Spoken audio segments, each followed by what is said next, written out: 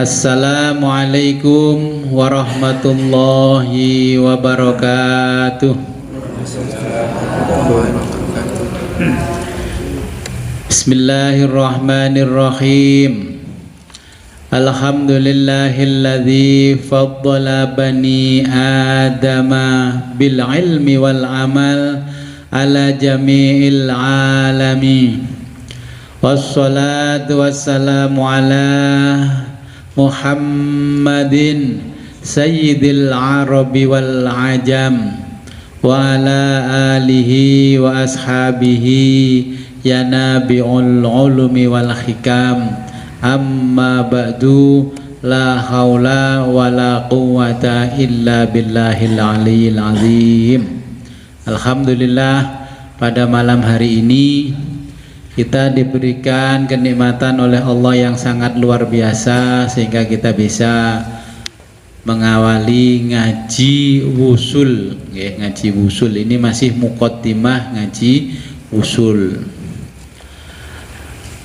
Nah, dengan ngaji wusul ini sebenarnya tujuan kita adalah akhirat, bukan tujuannya dunia tapi akhirat. Nah, di dalam kitab yang saya kirimkan di di file soft copy yang jenengan fotokopi itu, saya bahas dulu tentang ilmu, yaitu syarat-syarat mencari ilmu. Saya sebenarnya mengalami keprihatinan yang luar biasa. Ini syarat mencari ilmu, ini ada nadhoman syair namanya alala. Kalau pernah mondok pasti tahu yang namanya alala. Alala tanalul ilma illa bisittatin, ya saumbi ka'am majmu'iha bi bayanin. Nah, ini alala. Alala iling-ilingo siro, ketahuilah, ketahuilah, ingatlah, kalian tidak akan mendapatkan ilmu yang bermanfaat kecuali dengan 6 syarat atau 6 perkara ini. Zukain wa khirsin wa stibarin wa bulghatin wa irsyadu ustadin wa tuli zamanin. Jadi pertama yaitu jenengan harus waras otaknya, cerdas, jangan sampai otaknya ngaji gak. Nah, ini gak boleh. Makanya zukain itu cerdas, smart, bahasa Inggrisnya smart.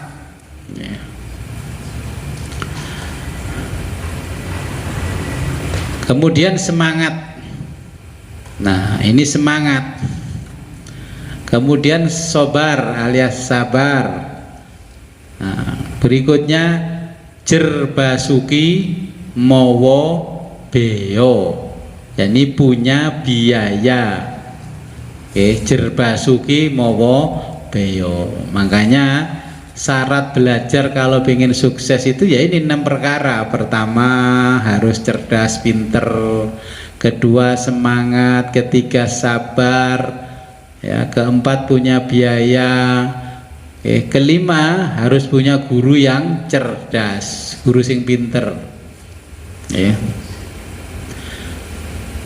Dan yang keenam waktunya agak lama.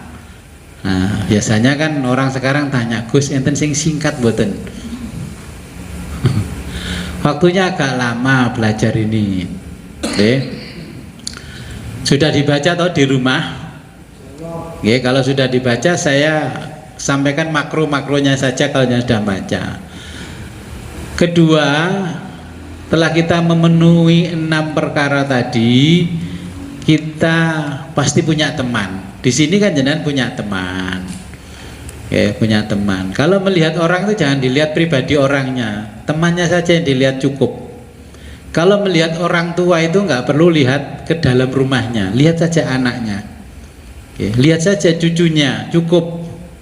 Jadi kata kitab Ta'limul Muta'alim ini, kitab belajar mengajar ini, sekarang banyak pendidikan tapi tidak ada pengajaran. Nah, jadi terus terbalik, diajar toh orang tahu dididik. Sekarang orang cerdas semuanya otaknya, sampai kurikulumnya merdeka, wis enak dhewe lah kalau merdeka. Jadi diajarkan semuanya ilmu, IT diajarkan, anak-anak masih bisa, ya pasti bisa, wong anak kecil-kecil bisa, semuanya bisa, tapi pendidikannya kurang. Diajar dok ora tau dididik, cerdas orang ngerti sopan santun, cerdas tapi tidak ngerti toto kromo.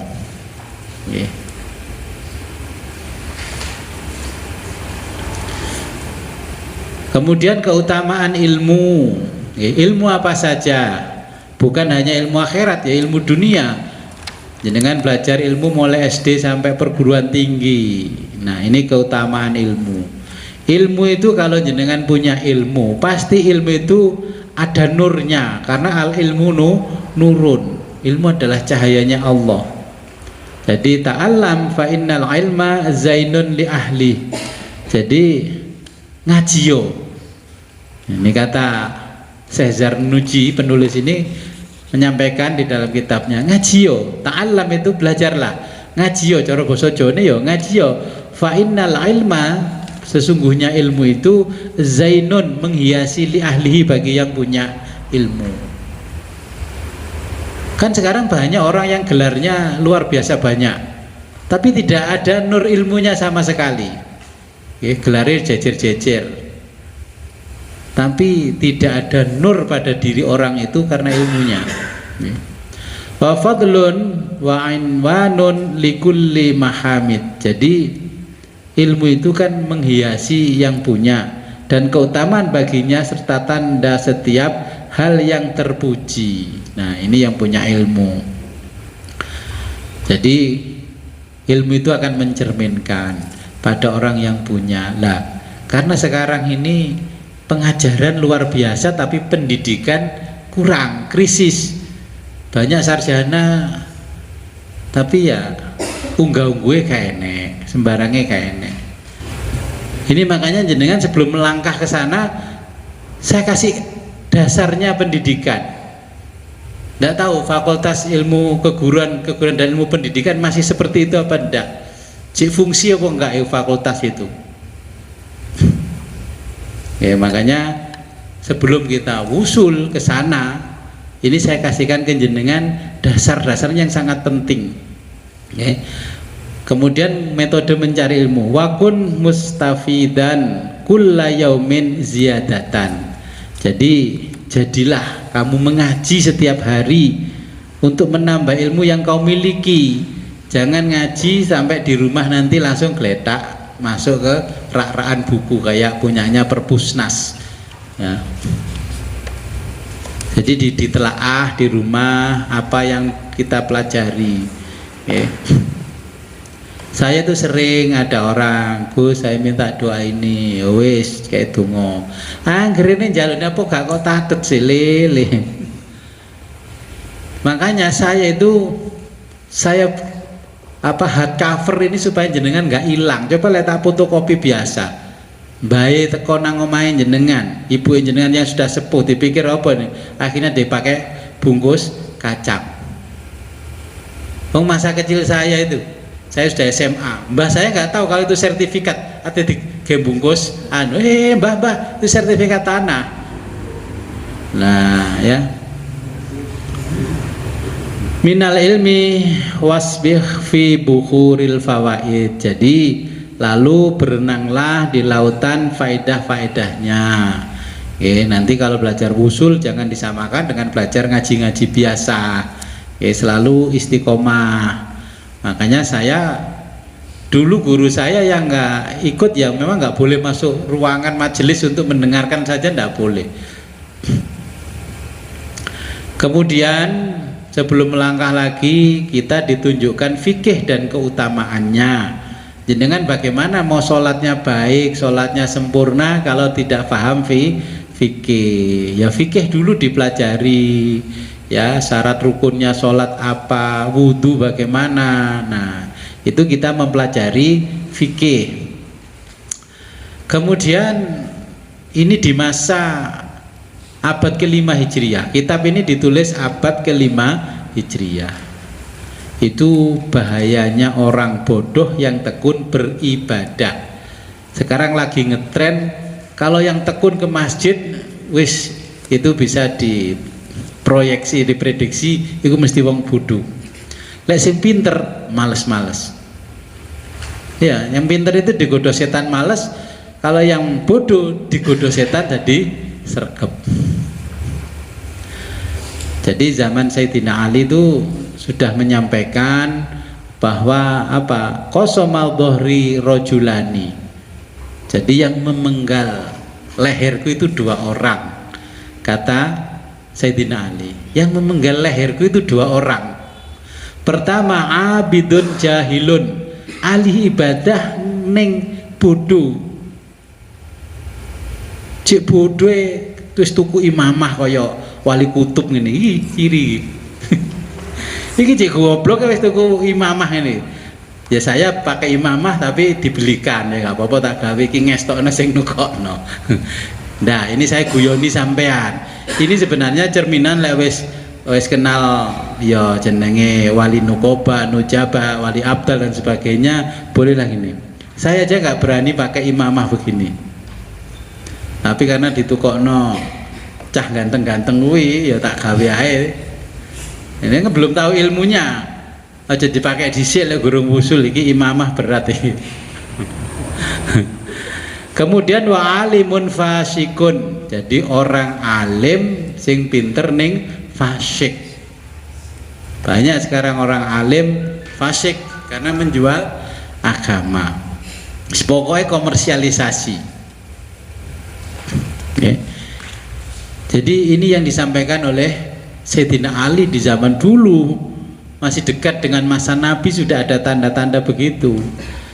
Kalau di redaksi yang lain, di hadisnya Ahlul Bait itu fasomal dhuhri rojulani, okay. Redaksinya itu berbeda dengan redaksinya di Ahlus Sunnah, tapi maksud dari redaksi itu sama.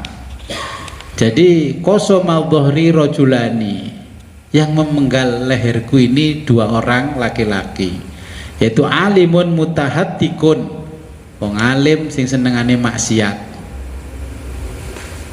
kiai tapi lek ngopi nang kafe, nggih. Lek nang kafe gak keren. Nah, wajahilun mutanassikun, jadi orang bodoh tapi orangnya suka tirakat, gandeng ilmu tapi senengane tirakat, ben duwe kesaktian, lek sekolah males, ibadah males, tapi senengane tirakat. Lek tirakat, rambutnya tinggu gondrong, ben meyakinkan orang bahwa dia seorang petapa hebat, sampai kuru awake, nanti kumel, sandalan teklek, biar orang lain menganggap dirinya sudah tidak mau dengan dunia. Ini petapa, tapi fasik. Ini kalau jadi ulama pun nanti akan ulama yang sesat. Seorang petapa itu kalau bahasanya orang ngaji tasawuf namanya seorang yang zuhud. Sekarang banyak orang yang tren mengejar ilmu zuhud tapi dia nggak punya ilmunya. Dipikir yang zuhud itu mesti penampilannya biasa, nggak boleh naik Alphard. Syekh Abdul Qadir Jailani itu ketika pergi ke Mesir melihat yang namanya makamnya Imam Syafi'i, itu nggak ada yang merawat. Masjidnya itu luar biasa kumuh. Nanti kalau nggak percaya jangan sana, saya saksikan memang kumuh. Akhirnya Imam Syafi'i membeli, Syekh Abdul Qadir Jailani itu membeli tanah berhektar-hektar, lebih dari 10 hektar untuk kawasan makamnya Imam Syafi'i, sehingga di situ dibangun masjid. Loh, itu wali kutub Ghaus hadza zaman, tapi zaman beliau itu beli seperti itu. Kalau dia zuhud tapi miskin, apa bisa beli? Okay. Saking menutupi keghausannya, Syekh Abdul Qadir Jailani itu jualan daging di pasar. Ben kana wong roh kalau beliau ini adalah sebenarnya Ghaus hadza zaman, di zamannya. Hati-hati, saya di Ngampel, ya, di makamnya Mbah Ngampel. Kalau jenengan pengen ketemu yang disebutkan dalam doa ya nuqoba ya nujaba tadi, kalau sowan ke Mbah Ngampel jangan naik mobil, mobil diparkir di luar. Dari jalan itu gang masuk ke sana itu jalan kaki, karena menghormati orang suci yang ada di sana. Ulama dulu itu kalau sudah di perbatasan tanah haram Madinah itu nggak dinaiki kudanya, dituntun. Kenapa? Kan ditanya muridnya, kenapa Syekh engkau tidak naik kuda, tidak naik keledai? Kamu bagaimana? Di tanah haram ini ada orang yang termulia di dunia dan paling dikasih oleh Allah, paling dicintai oleh Allah, maka aku menghormati itu. Jadi di tanah Jawa ini ada 40 rijalul ghaib sing nyonggo tanah Jawa dan Indonesia supaya tidak terjadi kemelaratan orang yang tinggal di tanah Nusantara ini. Sering kumpulnya ya di sana, di makamnya Mbah Ngampel. Dengan baca tadi ya rijalallah ya, assalamualaikum ya rijalul ghaib, itu dibaca sambil jalan. Tapi mobilnya jangan sampai masuk gerbang batal, parkir atau gini aja, atau dari rumah jenengan nge-grab gojek ke sana, mendekati jalan di luar itu turun, terus jalan kaki menuju ke Mbah Ngampel. Nanti kalau ada orang katakanlah jualan es, aku loh diantara 40 orang itu, kenapa kamu sini? Diwasi kok dodolan es, gak percaya. Menurut pengertian panjenengan ngaji itu wis Mbah Wali mesti udeng-udengan kaya iki gak imamah. Padahal belum tentu, karena nutupi kewaliannya beliau jualan es. Karena diperintahkan oleh Allah ada 40 orang di sana itu yang menjaga NKRI supaya tetap harga mati. Mati apa nih kok doli kok harga mati.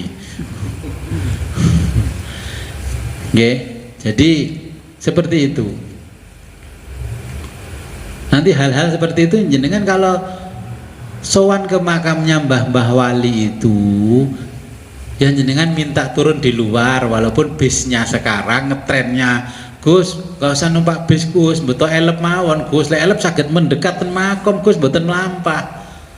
Nanti diomongi ku ya opo, gak diomongi ku ya kalah pengikut. Ya toh? Yang bener itu ya mobil diparkir di luar, baru kita di pintu gerbangnya Mbah Wali itu jalan kaki.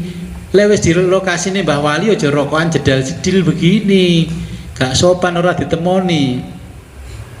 Menang Mbah Wali ngopi rokokan guyon-guyon gecek nang ngene makame Mbah Wali. Mbah Ngampel luar biasa. Makanya nanti kalau sowan wali wis minimal wali Jawa Timur lah. Jenengan kalau masuk pintu gerbang, kalau punya sopir, sopirnya suruh parkir ke sana, jenengan turun di situ baru jalan menghormati Mbah Wali yang ada di situ. Kalau pengen ketemu rijalul ghaib. Nggih. Ini tata krama ilmunya.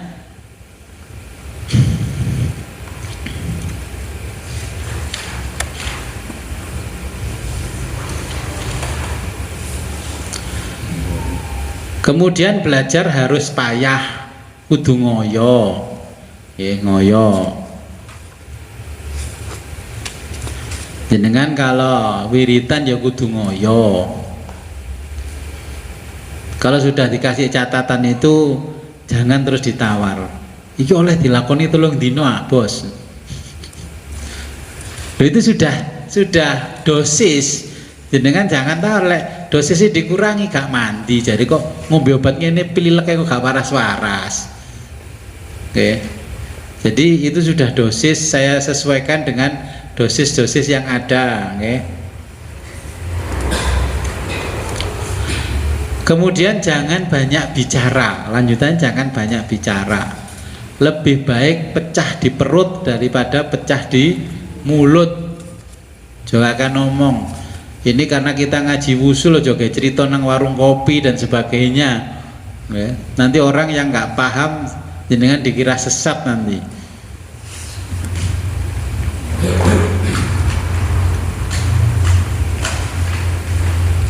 Nah, karena apa? Jangan banyak bicara. Idza tamma aqlul mar'i qalla kalamuhu.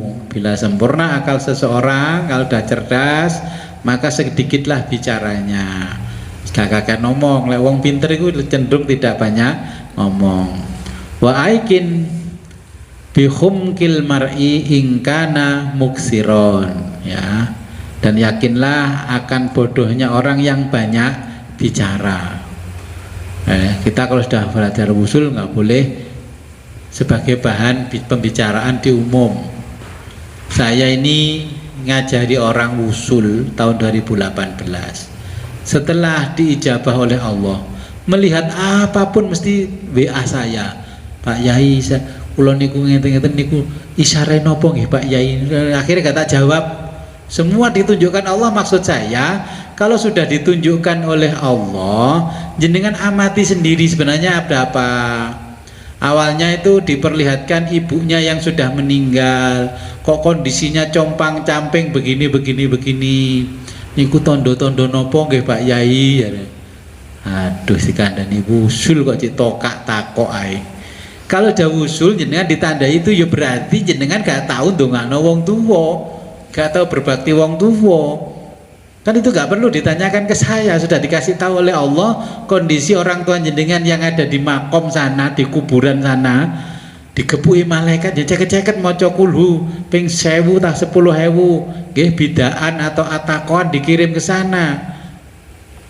Ya kalau nggak bisa kirim ya sudahlah, COD JNT langsung kirim sana 3 hari nyampe.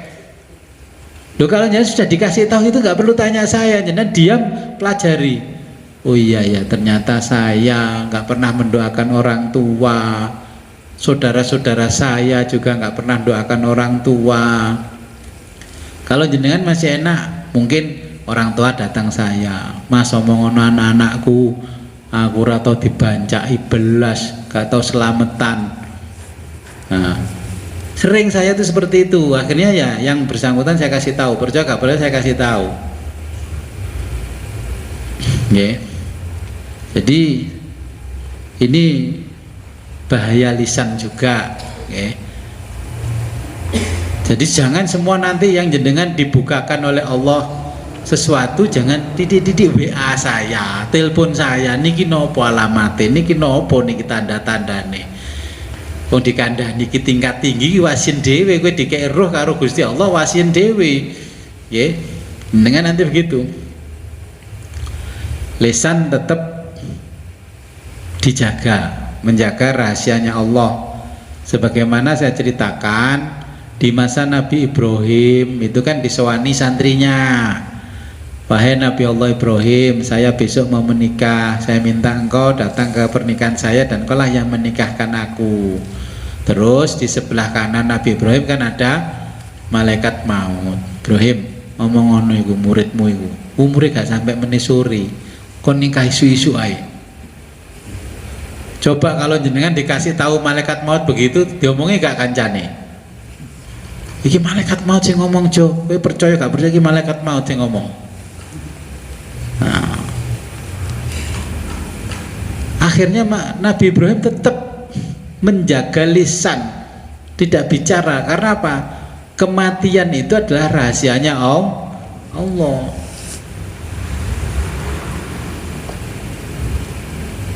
Kinten-kinten mbah niki sik dawa mboten umure Gus. Iku anak kurang ajar ngono ki asline. Saya sering kan ditanya orang begitu. Makanya jenengan kalau baca no Yasin dulur sing liyane ngamuk-ngamuk ya aja mangkel karena nggak tahu ilmunya. Nggih. Akhirnya Nabi Ibrahim diam, tutup mulut. Ditunggu sampai pagi siang ternyata masih hidup. Sore Nabi Ibrahim mendatangi rumahnya muridnya tadi karena pernikahannya setelah Isya. Kok ciure bare iki? Dungareni malaikat maut ngapusi aku. Untung gak tak omong, coba tak omongno. Gak keliru. Nah, ini lebih baik pecah di perut daripada pecah di mulut. Akhirnya setelah dari acara pernikahan muridnya tadi pulang, Nabi Ibrahim sholat dan mohon pada Allah untuk mendatangkan malaikat maut. Malaikat maut datang, ditanya, wahai malaikat maut, sejak kapan kamu berbohong? Kata malaikat maut, lu Ibrahim, aku seumur hidup tidak pernah berbohong sedikit pun walaupun ke kamu. Nah kemarin kamu bilang katanya santriku umurnya gak sampai sore hari. Lagi untung aku gak ngomong, lagi lagi urip areke. Akhirnya malaikat maut mengatakan, wahai Ibrahim, ketahuilah bahwa muridmu itu pagi-pagi setelah sholat subuh dia mensedekahkan separuh dari hartanya. Karena dia sedekah itu, maka umurnya diperpanjang oleh Allah sampai 70 tahun. Dan disitulah namanya as-shodaqatu tadfa'ul bala. Coba itu. Kalau sampai Nabi Ibrahim ngomong, ya untung Nabi. Lek sampean wis mesti ngomong gak betah. Sono sing ngabarin kayak wangsit ya. Umpamane musim pemilu. Iki kita sinten Gus sing dados Gus? Arahe ten putih Gus. Jangan ikut-ikutan. Wis iku permainan dunia. Okay.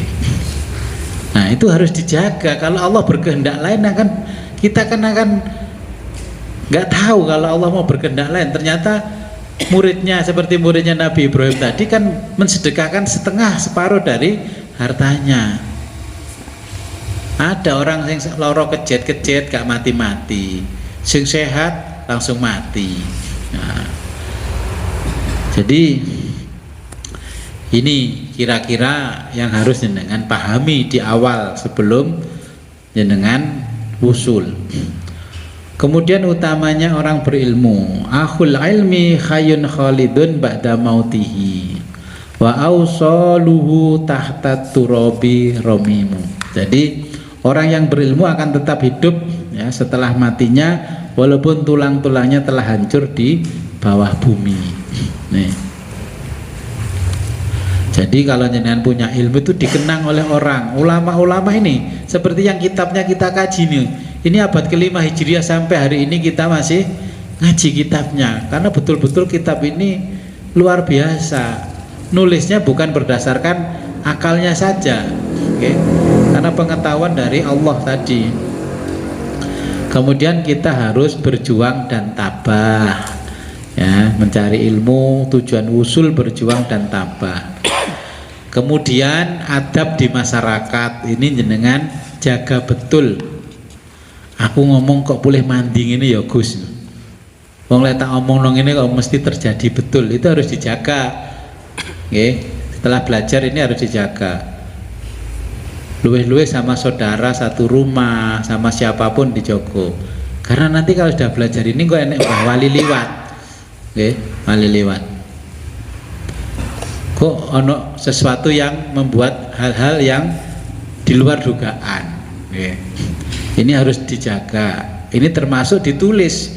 Berarti zaman dulu itu sudah ada seperti itu. Makanya penulis kitab ini ya menulis, musonefnya ini Syekh Zarnuji ini menulis. Ojo gampang ngomong, ojo gampang batin kancane. Nggih, lewes belajar ini ojo gampang batin kancane. Diomongi kancane gak enak dibatin terus wiritan. Ya wus, iku ana wong nakal karo aku. Wahai rijalul ghaib, jongrokno wong kuwi. Nah, jangan. Kemudian setelah etika bermasyarakat, kita harus mengagungkan guru. Mengagungkan guru. Guru apapun. Jenengan jangan ingat dosen itu. Guru SD itu lebih penting daripada dosen. Kalau guru SD jenengan nggak bisa baca, nggak bisa nulis, nggak bisa menyerap ilmu banyak. Cuman sing dieling-eling dosene guru besar sing dijak ngopi, ya pembimbing skripsi, tesis, disertasi, guru SD ini terabaikan. Padahal sing dadekno presiden ya guru SD. Nggih, makanya carilah guru SD-nya. Tapi kalau guru SD saya sudah pada mati, saya cari nggak ada, ya sudah. Makanya kita kalau sudah belajar ilmu usul, minimal kita kirimi Fatihah kalau ngaji. La qadratin jami masyayikhina, ustadina, asatidina, macam-macam itu. Nah itu tujuannya karena kita sudah nggak bisa mencari guru kita, sudah wafat semuanya, tapi tetap kita kirim Fatihah. Karena beliaulah kita bisa mengenal semuanya ini. Karena apa? Uqaddimu ustadi ala nafsi walidi. Jadi saya lebih mengagungkan guruku daripada orang tua kandungku. Jangan salah paham loh ya. Guru lebih utama daripada orang tua kandung. Kon ngaji nang ndi ngono kuwi. Nah, makanya aja kakak ngomong kok gak paham wong tuane, lho aku lebih memuliakan guruku timbang sampean mak. Wah, dipedal ambek make. Ngaji nang badas tambah selendro iku jenenge. Wa inna lani minal walidil fadla wasyaraf. Ya, meskipun aku mendapatkan keutamaan dan kemuliaan dari orang tuaku. Dulu Raja Dzulqarnain, ya, Alexander the Great, dan ditanya oleh pengikutnya, oleh umatnya, kenapa engkau lebih mengutamakan guru daripada orang tuanya? Ya. Jadi karena guru itu yang membimbing ruhani, kalau orang tua itu yang memberi nafkah, melahirkan jenengan, memberi nafkah, yang membiayai, tapi yang membimbing ruhaninya ini adalah guru.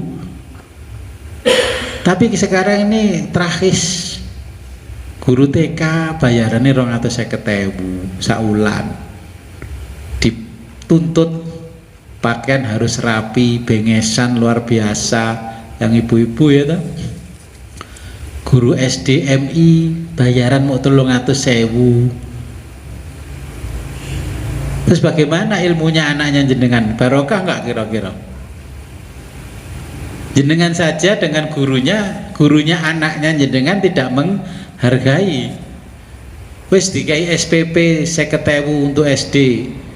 Wis bayare telat, tapi sering upload di IG, makan di mana kan gitu, healing di mana.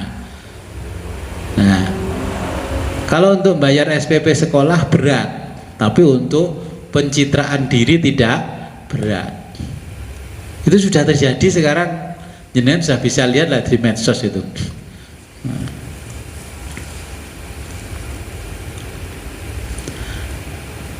Nah, kita untuk melaju ke sana, terus melaju untuk Indonesia maju. Nah, ini kita terus melaju untuk jenengan masuk surga nanti di akhirat. Karena apa? Kita harus tabah, tabah mencari ilmu. Di kongkon rene ketemu ikhlas tekone. Biasa iku sing omahe cedhek sekolah niku malah tekone keri, sing omahe adoh-adoh tekone dhisik. Sing Bojonegoro jam 11 wis teko. Sing Kediri jam 2 wis teko. Sing diteko malah cedhek omah aku tekone keri. Nah, ini jenengan perhatikan.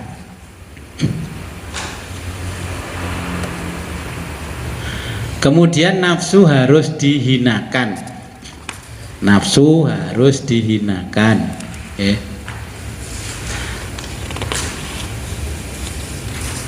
Nah, rata-rata kita ini memuliakan nafsu, bukan memuliakan diri kita sendiri. Nah, kata penulis kitab ini, saya melihat kamu mempunyai nafsu yang ingin engkau muliakan. Setiap hari itu yang kita lakukan, kita ini memuliakan nafsu, bukan memuliakan diri kita. Padahal kamu tidak akan mendapatkan kemuliaan kecuali dengan menghinakan nafsu. Ini kudu harus dengan titeni, pelajari, jangan terlalu memuliakan nafsu. Yang harus dimuliakan adalah diri kita sendiri. Contoh begini, anek sumbangan Agustusan, sopo sing ndukur kowe? Iki jul bocil wingi nyumbang 1 juta, aku wong tuwek 2 juta. Nah, ini namanya memuliakan nafsu. Kecuali kalau ada, nggak mengada-ngadakan, ya monggo. Tapi kalau mengada-ngadakan ya jangan, itu namanya memuliakan nafsu, bukan memuliakan diri sendiri. Nah, berikutnya kita diajarkan memuliakan itu lebih baik daripada patuh. Ini judulnya, memuliakan lebih baik daripada patuh. Ya, halaman berikutnya sudah ketemu. Ya. Jadi apa maksudnya memuliakan itu lebih baik daripada mentaati, mematuhi? Ya. Ini pasal faslun fi ta'zimil ilmi wa ahlihi, pasal mengagungkan ilmu dan ahli ilmu. I'lam anna talibal ilmi, ketahuilah bahwa ya pencari ilmu atau seorang pelajar kayak jenengan ini, anna talibal ilmi la yanalul ilma, tidak akan mendapatkan ilmu, wala yantafi'u bihi, ya, kalaupun mendapatkan ya tidak akan dapat manfaatnya, illa ta'zimil ilmi, kecuali ya mengagungkan ilmunya, wa ahlihi, dan ahli ilmunya. Berarti kalau jenengan belajar berarti gurunya, ulamanya. Wa ta'zimil ustadi wa tauqirihi, ya, mengagungkan guru, ya, memuliakan guru dan menghormatinya. Kenapa saya itu mentradisikan jenengan itu hardcover, jilidnya hardcover? Karena ini adalah untuk memuliakan ilmu. Kalau begini kan nggak gampang dibuat. Ini didokumentasi, masukkan ke rak-rakan buku, kan bisa cerita ke anak cucu besok. Aku biyen wis tahu belajar wusu, iki kitabe aku ngaji tahun sakmene, ya. Nah, ini karena ini adalah tujuannya memuliakan ilmu. Jangan salah paham. Lah kok mesti gawe hardcover larang-larang api-api. Sampai tukang cetaknya ini, Pak, jenengan lek nyetak kok mesti hardcover, Pak. Kowe moh ta? Iki larang lho hardcover iki mah. Lek gak gelem ya wis tak pindah ae. Mboten, maksudnya kok dengan ini mesti luar biasa bagusnya, ngalahkan skripsi gitu. Skripsi rapi kaya ngene. Ini adalah untuk memuliakan ilmu.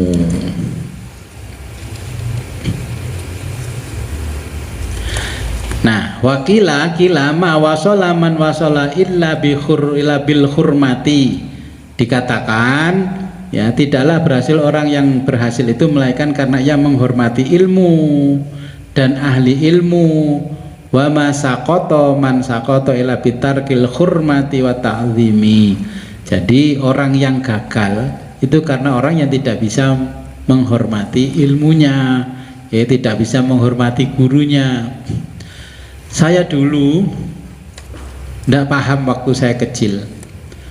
Ada ulama besar. Di sini ini ada ulama besar.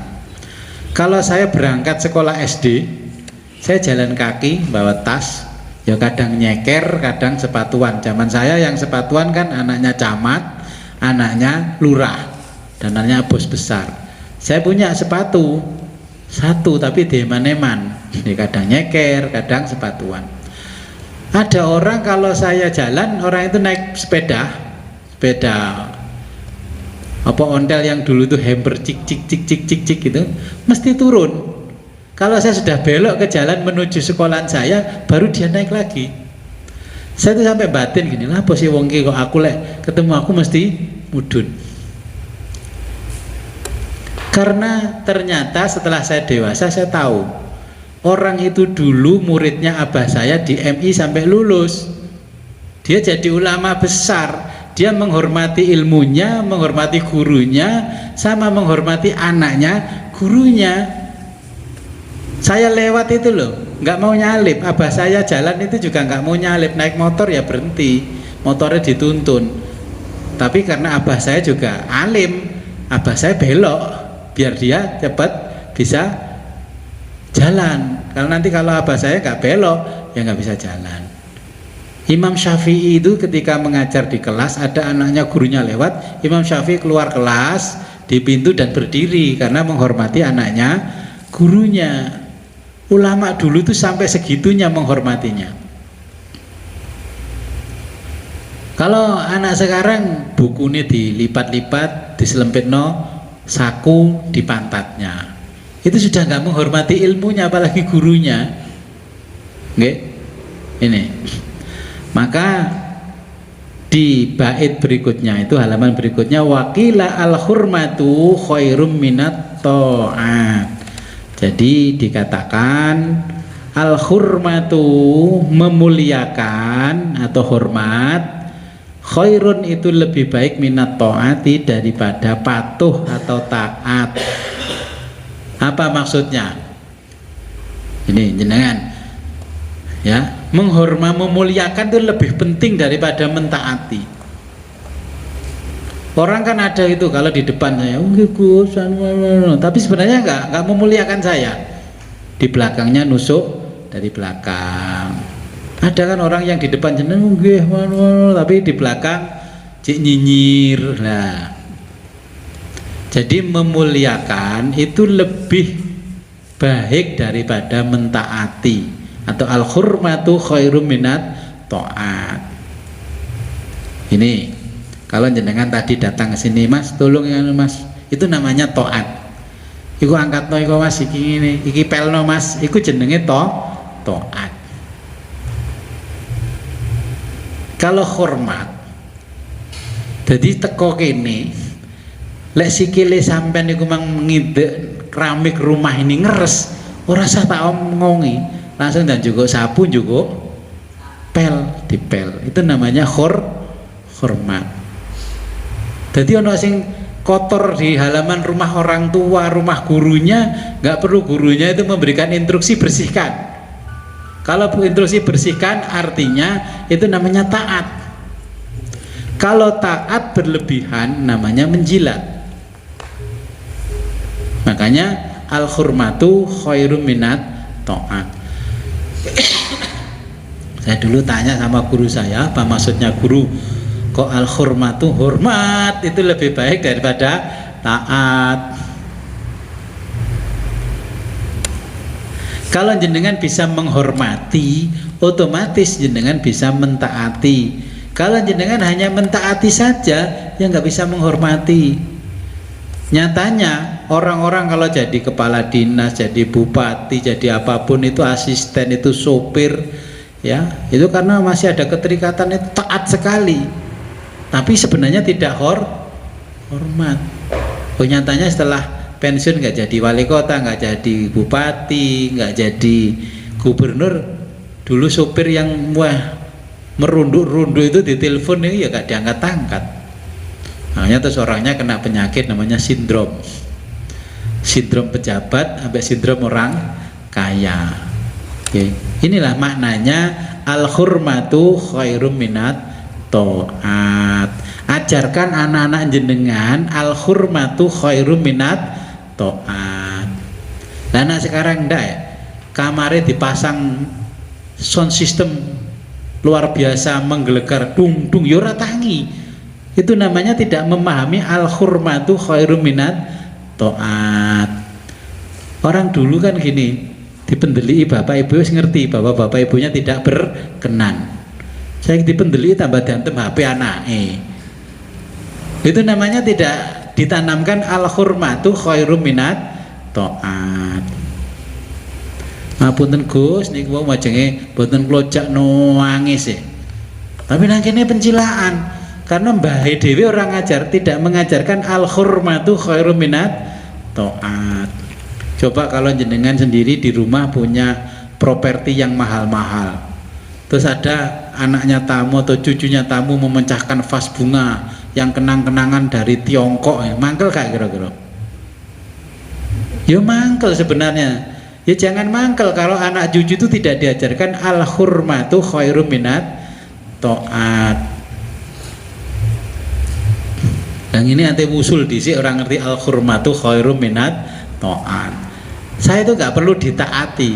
Kalau jenengan sudah paham hormat, berarti otomatis bisa taat. Kalau taat saja nanti kayak iblis. Yeah.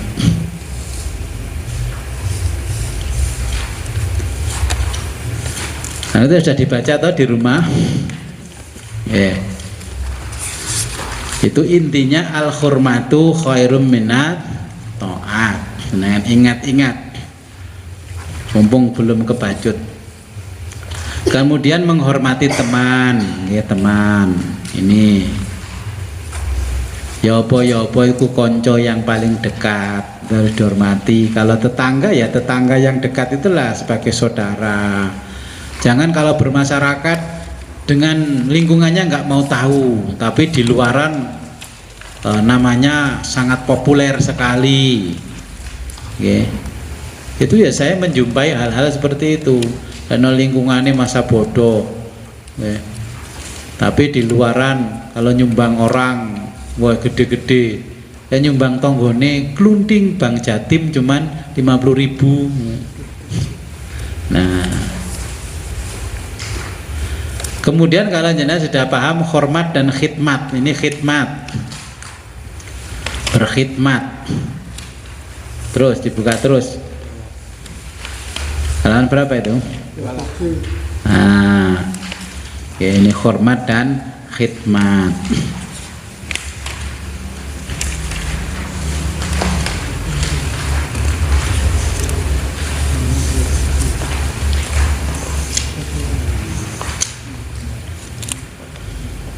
Nah, ini ada lagi hormat sama khidmat.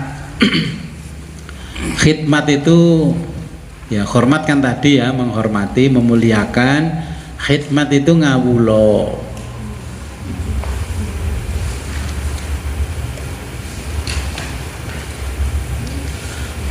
Kalau anak di zaman saya dulu tahu bapaknya itu besi suket di halaman rumah, bawa cangkul ke sawah, itu anaknya langsung lari.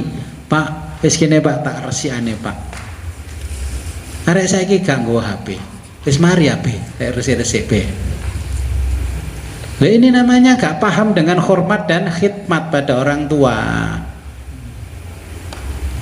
Dulu itu kalau masa kecil saya, karena itu diajarkan hormat dan khidmat. Ngerti bae nggawa apa langsung blayu, Mbah kula betakne Mbah. Saiki lek anak saiki ambek ngene. Cek kuat tambah nggawa ngono, Mbah. Ya wis kuat ya wis, Mbah. Jenengan jangan mangkel kalau digitukan cucunya. Karena tidak diajarkan hormat dan khidmat. Oke. Anak sekarang kadang diajari begini masih kalah dengan AI. Oke, kalah dengan artificial intelligence. Jadi kecerdasan buatan. Makanya ingat, kenapa Nabi Adam diturunkan ke dunia ini? Karena saking cerdasnya. Manusia itu rusak itu kalah dengan ilmunya. Nabi Adam saking pintere akhirnya diturunkan ke muka bumi ini. Manusia rusak nanti juga karena ilmunya. Anak zaman sekarang rusak ya karena AI. Nah.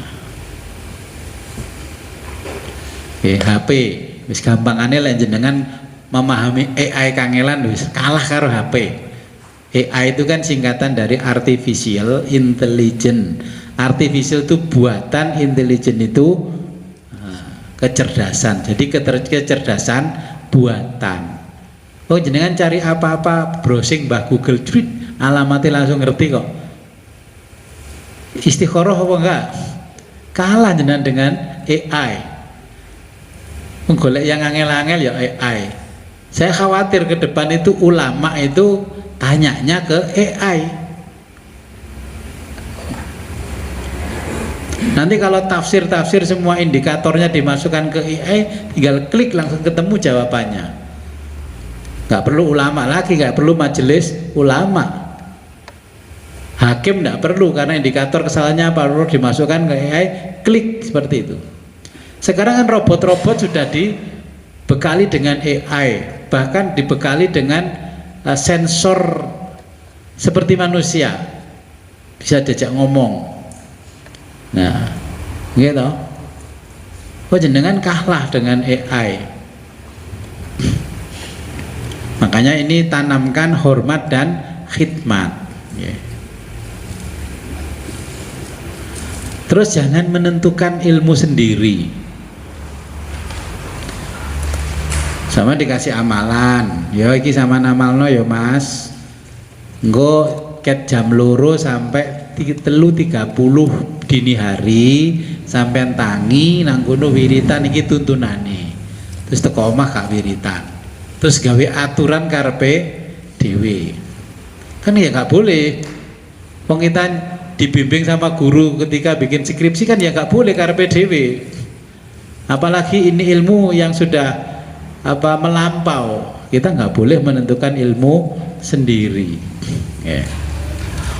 Nggak boleh Gus, ini seperti ini ya nggak boleh. Nah, berikutnya halaman berikutnya itu jangan duduk terlalu dekat dengan guru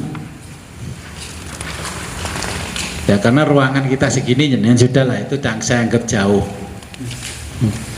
Ojo ndok ngarepe guru, ini mejane guru terus turu. Terus wong tuane dikirim foto, aduh putune Pak Agus turuan. Iya, nah, takut. Tapi aneh ini, begitu bangun ditanya ya bisa. Nah ini nggak boleh, karena terlalu dekat itulah jadi ngantuk. Kemudian meninggalkan akhlak tercela, okay? Ditinggalkan akhlak tercela, melempar-lempar kitab Yasin di acara tahlilan dan sebagainya, itu akhlak tercela, jangan dilakukan. Oke, itu diantar aja, kalau itu ada kotaknya, ada tasnya diantar, atau dilempar lewat orang begini, bukan dilempar seperti ini. Ini terjadi hari ini.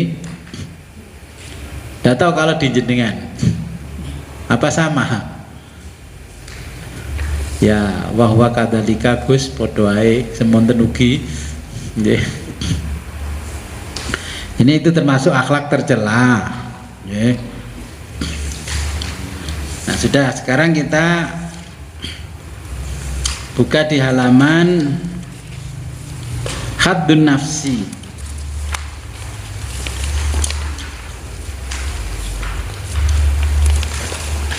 Nggih. Sudah ketemu haddun nafsi? Tahu artinya haddun nafsi? Jenengan itu kalau ada orang berbuat baik terus tidak dilibatkan mangkel, itu namanya haddun nafsi. Lapo sih biasain jawil aku kok gak jawil? Oke. Itu mulai gelisahnya hati kita, itu namanya haddun nafsi. Peran nafsu itu berarti masih menguasai kepribadian kita.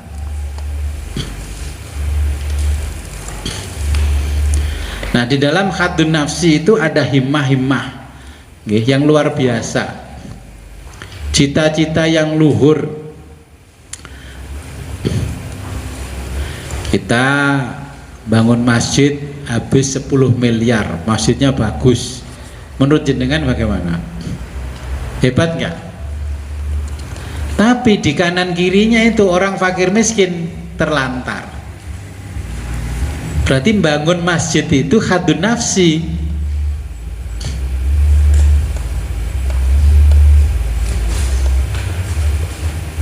Jenengan istiqomah ditunjuk jadi imam, jadi khotib, itu hebat, luar biasa. Oke, jenengan jadi orang luar biasa. Pokoknya ono acara apa jenengan yang mimpin tahlil, itu himmah yang sangat luhur. Tapi ketika ada orang yang menggantikan terus mutungnya orang itu namanya haddun nafsi. Peran nafsunya masih bisa mendominasi dirinya, namanya haddun nafsi. Ngajar ngaji, ngajar TPQ, jadi guru, itu hebat, keren. Tapi ketika orang sudah berbicara honor, nah itu namanya haddun nafsi. Kita bersedekah, amal jariah, bangun masjid, bangun musola, itu luar biasa. Tapi ketika sudah selesai, iki lek gak jasaku sekolah niki ra mari. Iki biyen lho ketua yayasan sampe anune ku gegeran. Sing ndamekno aku. Gak ono aku ra marah beres iki. Nah itu namanya masih khadun nafsi. Pokoknya cirinya kita khadun nafsi itu kalau di dalam hati kita ditinggalkan orang lain tentang kebaikan, kita jadi panas, jadi gelisah, itu berarti kita masih dikuasai oleh nafsu, dikendalikan nafsu.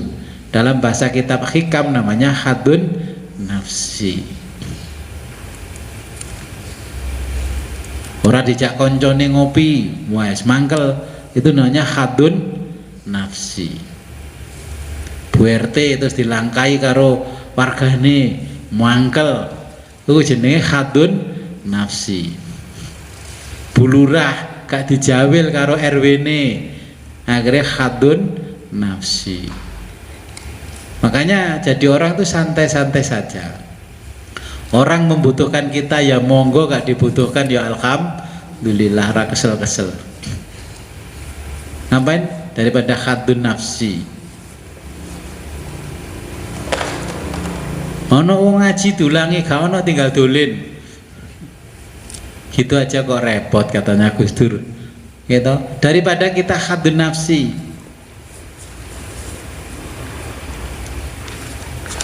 Jadi ketika kita berkata dalam hati man nawal adza, kalau bukan karena jasaku, itu namanya khadun nafsi. Iki mbiyen mangkrak, iki mbiyen gak aku sing mandekani ora mari. 17 Agustus lek gak aku sing mandekani, gak budal karnaval iku mang. Lah, gitu. Jadi orang haji sama umroh itu luar biasa. Tapi ketika jenengan mengikuti tren gaya-gayaan, berarti itu namanya khadun nafsi. Gitu. Mulai kaji, lek kaji, yuk kaji ora noleh. Lek kaji kang kaji ora noleh. Terus ketika berkunjung ke temannya atau saudaranya yang baru pulang dari haji, terus dia tuh cerita, aku biar zamanku iku ngene-ngene waktu lah jumpa ngene-ngene ngalahno sing lunga kaji. Itu berarti ketika haji namanya khadun nafsi. Malah kemenak ceritanya kalah detail sama dia, gitu. Nah. Ya istri saya bilangin, saya senggol gini, wis jarno gak usah ngomong ben wong kuwi sing menjadi narasumber, kita mendengarkan saja sambil makan jajan. Monggo Gus, nggih pun siap tak entekno iki. Karena mendengarkan orang-orang yang khadun nafsi. Terus pulang dari haji bersama teman-temannya, sebentuk reuni, konco-konco kaji, jadi kangen-kangenan. Tapi lek gak sing kaji kan gak oleh melo. Berarti itu jadian namanya khadun nafsi. Wong apa sih kok ngono ya, ben roh lek kancane ku tanggane roh lek iku kanca-kanca haji. Mulai haji bathike ora dilepas-lepas. Lunga nang ndek kambenan bathik haji. Gelange ora dicepot-cepot. Itu namanya khadun nafsi. Ya saya doakan jenengan kalau pergi haji umroh yo gelang sing di sini monel itu ya teko omah ya cepoten dilebokno lemari, dipakai artefak. Okay. Itu nilai bersejarah biar aku tahu lu kaji nih. Ya.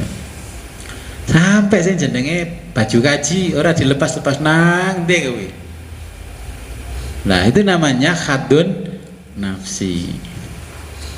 Qiyamul lail luar biasa hebat. Tapi ketika jenengan qiyamul lail, pikiran jenengan berharap surganya Allah, berarti itu namanya khadun nafsi. Wong ibadah rong karan diterima kowe njaluk kafling surga. Nggih. Ketika di pinggir jalan di lampu merah ada orang ngamen jreng terus ada orang ngemis, jenengan iba. terus memberi sedekah, itu hebat, luar biasa. Tapi ketika jenengan mengatakan Isma di kemah pergawe dia akeh sedekah iki urip dadi barokah iki mah, itu namanya hadun nafsi. Jadi para pengamen pengemis di jalan itu dipakai tumbal mencari berkah. Nah, itu namanya hadun nafsi. Zikir kepada Allah itu luar biasa, hebat. Tapi ketika nggak zikir kepada Allah mengatakan begini, kula lek mboten zikir gelisah Gus, ati kula tambah sumpek. Berarti itu zikirnya bukan karena Allah, karena hadun nafsi. Itu nafsunya perlu dicas terus kayak HP, karena selalu dipakai, nah, baterainya habis selalu dicas. Makanya begitu enggak jenengan ndak zikir wirid, hatinya gelisah. Ketika jenengan berobat ke dokter ketika sakit, ya, ketika ke dokter mengatakan sama tenang dia, aku tenang dokter Gus golek tombo, kata-katanya golek tombo. Nah, ketika kata-kata cari obat itu, kalau kita sudah ngaji wusul itu harus dihindari, karena yang menyembuhkan itu adalah Allah. Dokter dan obat itu mukjizatnya hanya sekian persen saja. Oke, saya mau ikhtiar cari obat, ya, semoga Allah memberikan jodoh obatnya kepada saya. Jenengan jangan meyakini bahwa yang menyembuhkan itu adalah dokter. Jenengan diterapi 100 kali nggak sembuh, jangan kaget. Kalau Allah belum mengizinkan sembuh, berarti belum waktunya sembuh. Makanya itu hadun nafsi.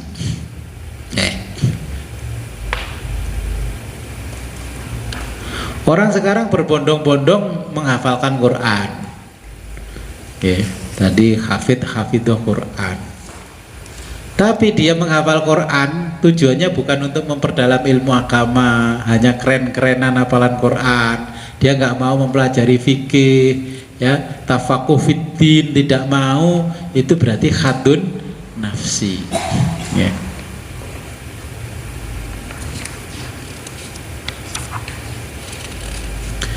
Orang memuliakan orang tua, pimpinan, gurunya itu baik, ya.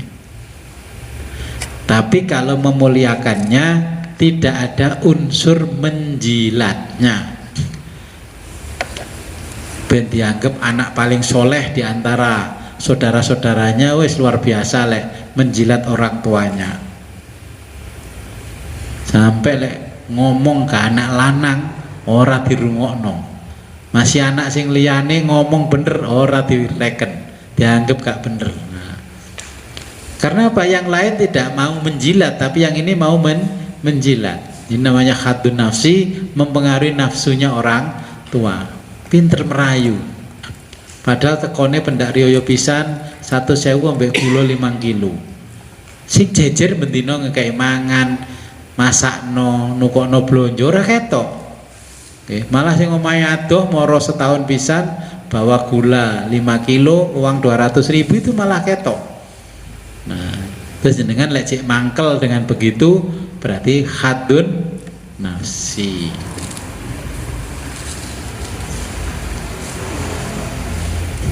Orang menjadi ketua organisasi keagamaan untuk menjaga eksistensi agamanya itu luar biasa baik.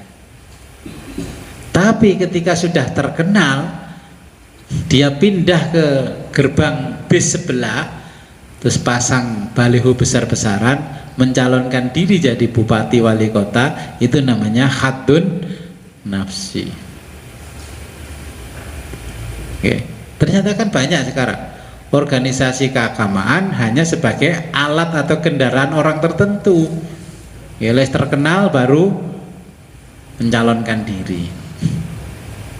Orang menjadi ketua organisasi profesi harus, karena untuk menegakkan kebijakan profesinya. Ya, tetapi kalau itu hanya menjadi alat politik, itu juga namanya haddun nafsi. Zikir wirid supaya wusul kepada Allah luar biasa hebatnya dengan zikir wirid karena wusul kepada Allah luar biasa hebat. Tapi kalau sudah zikir wirid sudah wusul terus mengatakan pada Allah bahwa saya harus dapat kafling surga dan mendapatkan ridhonya Allah, namanya haddun nafsi. Orang yang zikir wirid karena wusul, untuk wusul itu sangat berbahaya. Bahaya. Kok dikomentari aneh gak bahaya tak Pak? Saking gak wanine melok itu bahaya. Ada yang datang ke sini tapi kula pun mboten nderek lho Gus. Akhirnya terus melok. Terus saya jawab, gak bahaya tak melok? Loh, iya. Karena apa? Orang yang zikir wirid wusul ini, begitu wusul ini dengan ingat-ingat kalau sudah wusul. Pertama, orang akan merasa ma'rifatullah. Pertama akan merasa ma'rifatullah. Itu harus dengan hilangkan. Gus, bahasan kitab-kitab tasawuf kan ma'rifatullah, kok harus iya lewis ma'rifat itu ngomong orang ma'rifat supaya sampean ummi. Balik bodoh maneh kudu menjaga rahasianya. Kalau sudah wusul akhirnya membangun pengajian, ya terstruktur organisasi. Di bawahnya namanya khalifah. Ya di bawahnya namanya asisten, di bawahnya namanya ini. Akhirnya kan itu sebenarnya kan cuma lembaga, tadinya kumpul-kumpul zikir wirid tapi sudah banyak pengikutnya, akhirnya membuat satu organisasi.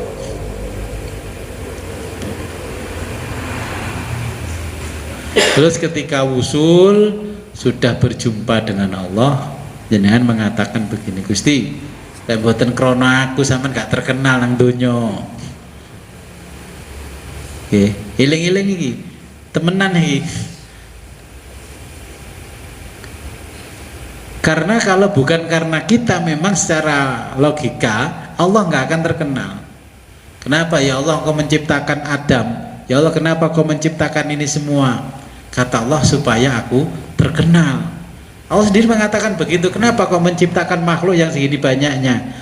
Jawabnya Allah diplomatis, supaya aku terkenal. Pun kinten-kinten muqaddimah ini bisa dipahami enggak? Sebelum berangkat wusul loh ya. Ada pertanyaan? Oke. Assalamualaikum warahmatullahi wabarakatuh. Waalaikumsalam wabarakatuh. Ini ada apa namanya buku yang kecil ini Gus. Nah, yang tadi dari Nabi Mustafa sampai yang terakhir. Di sini ada sholawat. Ini kan dibaca minimal 1 kali di dalam. Sholawat Gus. Sholawatnya ini kan ada yang terakhir. Yang 7 400 ini.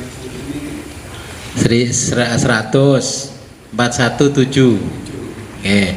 Jadi sekurang-kurangnya 1. Kalau waktunya jenengan longgar ya 7. Longgar lagi 41. Longgar banget ya 100. Kalau sudah ada garis-garis berarti boleh dipilih. Kalau nggak ada garis jangan dipilih, masuk 3 saja masih milih. Jadi itu kalau ada pilihan boleh jenengan milih. Kalau nggak ada pilihan nggak boleh milih. Ada lagi? Saya Gus niki khusus usul kepada Allah niki. Niki angsal dibaca orang lain apa Gus. Niki lak namung anu niki nak cara ngoten keterangan tentang ilmu Gus. Nggih. Angsal napa mboten tiwas tiyang itu. Kitabnya itu boleh dibaca siapapun, tapi zikirnya itu nggak boleh siapapun. Tapi di dalam kitab ini ada kunci zikir sudah saya tuliskan. Maksud niki namung nggih, niku angsal dibaca siapapun. Nggih. Namung ngoten mawon. Lajeng terus iki. Nek kula pirengaken tentang usul niki berarti Gus memperdalam ilmu tauhid kita ngoten nggih Gus. Nggih. Kira-kira ngoten tadi. Nggih. Ngeten. Pertanyaan nggih monggo.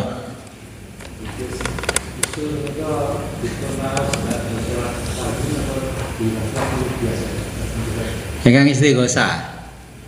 Oke, istighosah niku boleh setiap selesai sholat fardu, paling tidak sak repot-repote ya seminggu sekali di malam Jumat.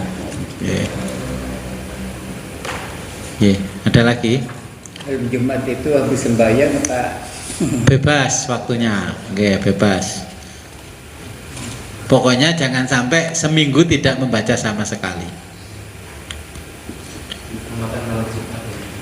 Malam Jumat atau Kamis juga nggak apa-apa.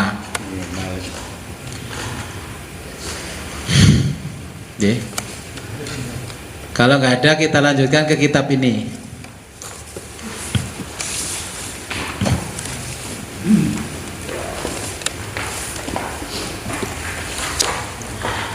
Kita buka halaman 3, di halaman 3. Itu ada kata-kata futuh, fataha yaftihu futuh. Al-Fatihah artinya pembuka. Nah, pun panggil. Jadi sebelum kita ke sana, kita harus paham yang namanya futuh. Futuh dalam bahasa Arab fataha yaftihu atau fataha yaftuhu. Jadi futuh. Futuh adalah terbukanya pemahaman melalui hati, bukan melalui akal. Akal sudah tidak berfungsi lagi, yang berfungsi adalah hati. Belajar dengan tekun dan giat saja belum cukup. Dengan ngapal notok gak cukup. Namun seseorang harus menanggung kesusahan yang ditemui saat dia proses belajar. Ini futuh.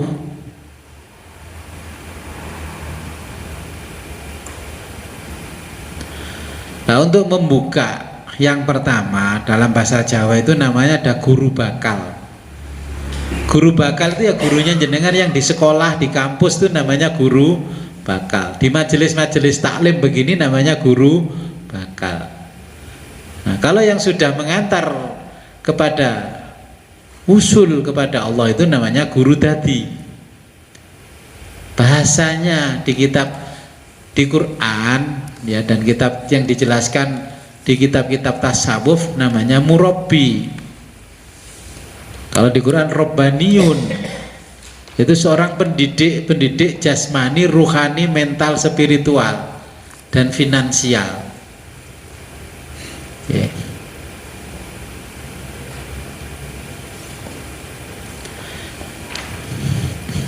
Jadi guru yang dimaksud di dalam futuh ini guru yang bisa membukakan pintu kita menuju usul. Itu namanya murabbi, pendidik, tidak pengajar tapi pendidik, mendidik jenengan zahir batin. Kemudian usul itu berasal dari kata wasola wusul. Artinya tersambung. As-silatu, as-sholatu sama. Kita sholat itu adalah menyambungkan diri hamba kepada Tuhannya. Usul sering kita jumpai kalau di kitab-kitab tasawuf namanya usul ilallah. Jadi nyambung marang Gusti Allah. Kita harus punya sambungan, koneksi frekuensi yang bisa menyambungkan kita kepada Allah. Nah, ini adalah pencapaian rohani kita. Setelah jasmani kita sempurna, rohani kita harus bisa mencapai wusul kepada Allah.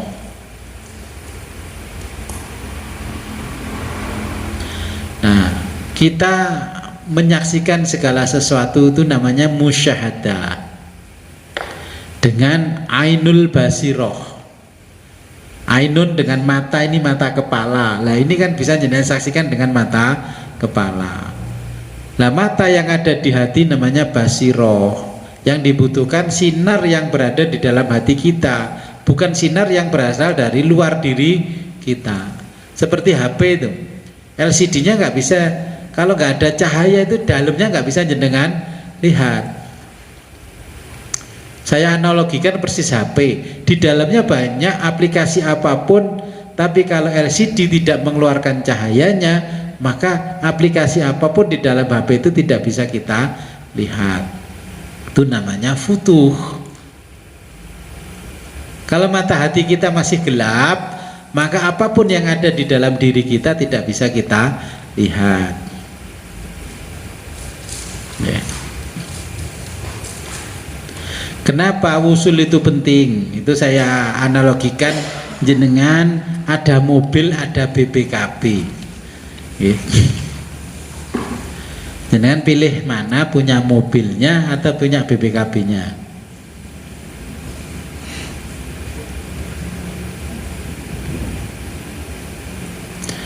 Nah, wusul ini kan yang belajar hanya orang-orang yang beriman kepada Allah. Tujuan akhir semua amal perbuatan kita adalah ilallah, kepada Allah. Kalau jenengan beli mobil, tujuannya adalah transportasi. Nah, kalau jenengan punya BPKB, tujuannya adalah investasi. Paham ya? Punya kendaraan itu tujuan kita adalah transportasi, nilai transportasi yang kita butuhkan, yaitu thoriqoh. Dalam bahasa tasawufnya thoriqoh. Nah, ketika jenengan ingin menikmati semua amal ibadah itu, ya harus ada nilai investasinya di akhirat nanti. Mana buktinya? Oh, ini loh BPKB saya. Okay. Jadi kita kalau nggak punya BPKB, tetap saja kita mengendarai mobil hanya fungsinya transportasi, bukan fungsinya transportasi plus investasi. Jenengan yang pernah kerja dapat COP, ya, kreditan sing bayari kantor, jenengan nggak nyampe di tengah-tengah perjalanan COP ternyata resign, ya kendaraannya ditarik sama perusahaan. Kalau nggak ditarik ya suruh melunasi, karena jenengan menginginkan nilai investasi. Ibadah kita pun juga sama. Kalau kita nggak bisa menikmati di akhirat, namanya nggak ada nilai investasinya. Mobil Alphard, mobil Chery seperti punyanya Abah Jalil itu sama, nilainya transportasinya sama. Alphard pun kalau jenengan tidak punya BPKB nggak bisa dinilai investasi. Nanti bukti nilai mobilmu, BPKB nggak bisa menunjukkan. Mending aku elek-elek tapi wekku dewe, walaupun derajatnya cuman 1 derajat, tapi jenengan usul ndak masalah. Ilmu syariat kita tumpuk-tumpuk tapi nggak pernah usul, nilai investasinya ndak ada.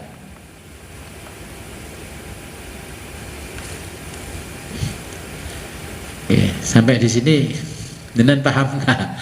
Saya ibaratkan mobil dan BPKB. Ibadah itu sama, jenengan pengen nilai investasi nggak di akhirat?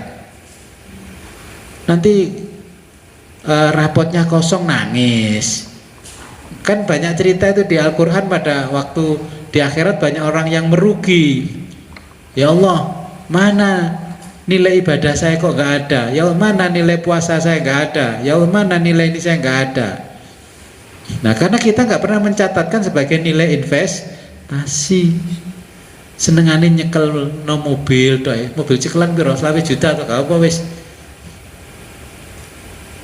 Nah, seperti itu kita tujuan wusul itu. Kita ingin memiliki ibadah apapun yang kita lakukan di dunia ini memiliki nilai investasi di akhirat. Walaupun jenengan punya kitab berjilid-jilid, kalau nggak usul kepada Allah, ya jilid-jilid kayak itulah. Ya. Gak usul, ya nanti nggak bisa dibawa pulang ke sana karena tidak ada catatan investasi. Sama dengan jenengan menempati tanah itu bertahun-tahun bahkan 100 tahun, ternyata digugat putune ya hengkang. Kan banyak itu orang menempati bertahun-tahun, ternyata digugat sama yang punya nilai investasi ya kalah.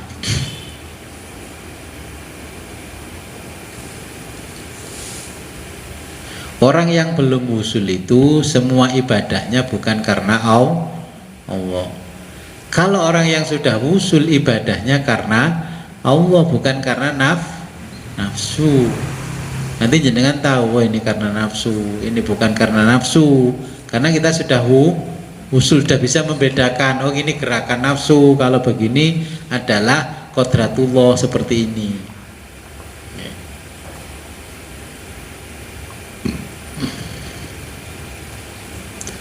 Orang kalau belum usul, yang dicari pasti pahala alias ganjaran.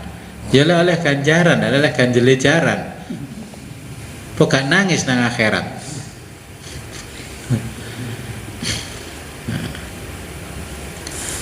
Nah, di dalam kehidupan kita sehari-hari, ulama itu punya tingkatan.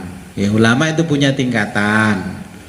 Ulama yang alim hukum-hukum Allah, namanya al-ulama wa alimun bi ahkamihi. Ini ulama yang alim hukum-hukum Allah, dia hafal Al-Quran, dia hafal hadis, paham fikih 4 madhab, semua kitab dia baca dan pahami. Nah, tetapi ulama yang seperti ini belum dikatakan alim billah, alim krono Allah, karena dia juga belum ma'rifatullah. Dia paham semuanya karena kitab-kitab itu.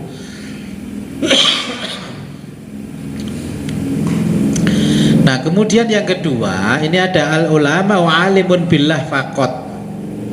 Ada orang yang alim, ya, ma'rifat kepada Allah, tapi ilmunya, ilmu syariatnya tidak mumpuni. Usul tapi gak iso ngaji, ya. Kon ngulang ngaji gak iso, ngulang ikro gak iso, apa neh ngulang nang madrasah gak bisa. Ini al ulama alimun billah faqat. Ini cuman alim, dadi waline Allah tapi gak pinter, mau mandi dong. Akhirnya diparani wong, orang lain mengatakan, loh mulai kapan iku dukun tiban? Padahal itu walinya Allah. Belajar ilmu kewalian luar biasa sampai jadi walinya Allah, punya karomah yang luar biasa, karena dia nggak punya ilmu syariat yang mumpuni. Okay. Hanya alim billah saja, tapi nggak alim bi ahkamihi, tidak alim dengan hukum-hukum Allah. Lah ditakoi ana wong konsultasi ini wis ben mari masalahmu tak gawani ndok uyah kembang. Iku jenenge makrifat tapi gak alim. Wis kok sebareng nang arepe omahmu. Ya delalah mandi. Karena orang makrifat. Kemudian yang ketiga, al ulama alimun billah wa bi ahkamihi. Jadi ini ulama yang alim, ya, alimun billah, alim karena Allah dan alim dengan hukum-hukum Allah. Ini yang dikehendaki adalah yang ketiga. Kita yang ilmu ngaji fikihnya paham, Quran hadis itu paham, terus jenengan jadi walinya Allah. Jadi inilah insan kamil sempurna. Basa Jawa nih tadi jalmo linuwe. Okay. Jadi jenengan kalau ditanya orang bisa memberikan solusi, bisa presentasi, okay, bisa memaparkan begini-begini secara rasional. Karena jenengan alim billah, okay, wa bi ahkamihi. Jadi alim karena Allah, juga alim dengan hukum-hukumnya Allah. Quran hafal, hadis hafal, kitab-kitab dibaca sempurna. Okay. Nah inilah yang diinginkan oleh ulama-ulama itu, jenengan kalau usul menempati grade yang ketiga. Gus, Saya ngaji kan tidak bisa Gus, tapi saya berani ikut wusul Gus. Ya sama tadi yang kedua tadi, alim billah fakot. Kowe mandi idumu tapi ora alim. Gue terus kayak cerita bahan cerita anak putune Mbah Bian ternyata ya wong pinter, iso ngini. Tapi mbahmu gak ninggalno kitab belas ya berarti alim billah tok kowe. Ya toh? Karena ada tuh nenek moyang, cerita nenek moyang luar biasa begini. Moco bismillah kayak iso bismillahirrahmanirrahim tombo teko loro iki waras tenan. Itu wusul tapi enggak alim bi mihi. Boleh terkenale waline Allah dadi dukun. Oke. Paham nggih grade-nya? Jenengan statnya yang ketiga kalau bisa. Mumpung masih ada waktu, kita stat dari yang ketiga. Jenengan alim billah juga alim bi ahkamihi. Itu loh kan sudah disindir sama Gus Dur dengan lagu apa syairnya Gus Dur. Apa itu lagu syairnya? Ngaji syariat bloko. Ya jangan ngaji syariat bloko. Senengane ngafirke kancane ning kafire dhewe ora digatekke. Itu di Surabaya, kalau saya di Surabaya mau maghrib mesti semua masjid sairannya Gus Dur itu yang diputer. Sajane sing muter mang paham gak ambek dawe Gus Dur. Ini sama itu dawuh usulnya Gus Dur nyindir kita. Tapi saya paham gini. Gus Dur kok wis nyanyekno ngene, dilungkas mulih gitu. Orang itu dari nyanyiannya, dari syairnya kan kelihatan. Ini sudah rindu dengan sang kekasih. Gak lido dari wong Jawa. Ya tenan.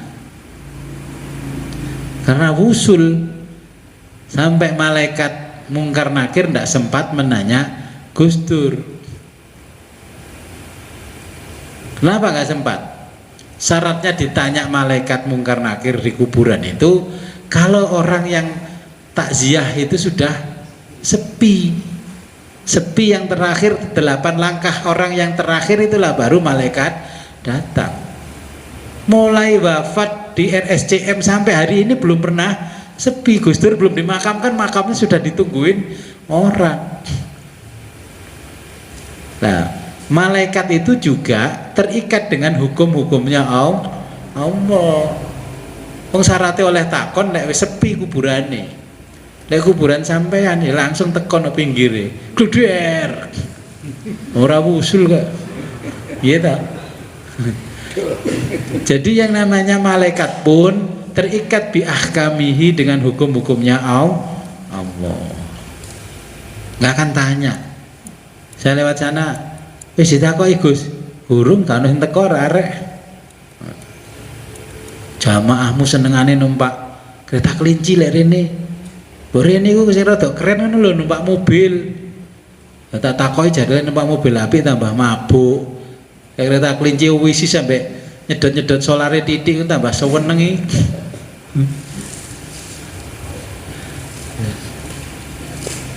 Saya ini ziarah ke Mbah Karno, makam Bung Karno. Boleh ziarah nang aku iki tangga-tanggamu dijan numpak mobil ngono lho. Mosok teko Mbadas nang Blitar kereta kelinci liwat kebon-kebon mergo ngindari polisi. Nah tapi ya sampean seweneng nanti sowani arek model ngono. Nanti gak seneng piye urunan kuwate tuku kereta kelinci. Tuku bis mahkota ya pikir-pikir. Oke. Jadi ya seperti itulah. Jadi jenengan harus alim billah juga bi ahkamihi. Ya, ini ulama yang sempurna alim billah wa bi ahkamihi. Ini kalau jenengan bisa menempati yang ketiga namanya al ulama warasatul anbiya.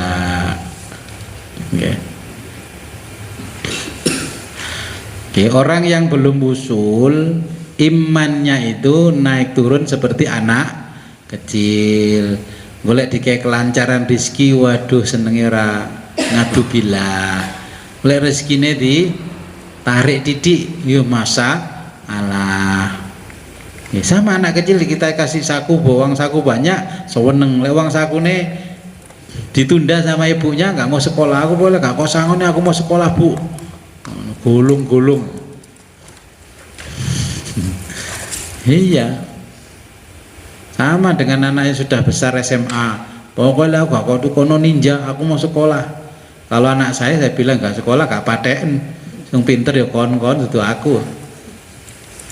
Ya, yang getun kan bukan saya, bukan orang tua, tapi dia sendiri. Ya.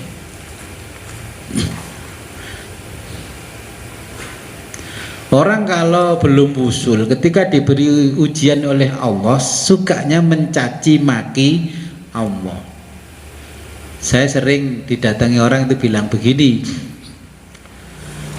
Gus, kula niku ngamalno sholawat sudah sekian tahun, tapi disanjangi tiang-tiang mergo rumah tangga kula rame gak oleh ngamalno sholawat. Jadi ngamalno sholawat niku panas Gus. Loh, ya endi ngomong ngamalno sholawat kok panas. Sing garana panas ya sholawat sing kowe googling nang Mbah Google iku. Wong jaminane Allah, innallaha wa malaikatahu yusholluna 'alan nabi ya ayyuhalladzina amanu shollu 'alaihi wasallimu taslima. Kok barana panas lo aneh. Sopo guru mesti ngomong sholawat ngarana panas. Sholawat ya nggak bikin panas, sholawat malah bikin hati kita adem. Karena sholawat itulah dijernihkan hati kita. Berarti kowe lek sholawatan panas, barang sing kok pangan barang haram.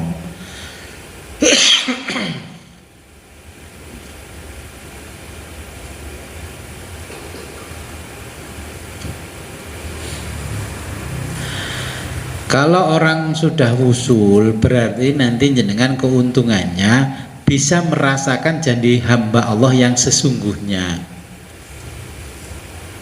Sekarang jenengan beribadah itu nggak pernah menghamba kok sama Allah, hanya tendensius.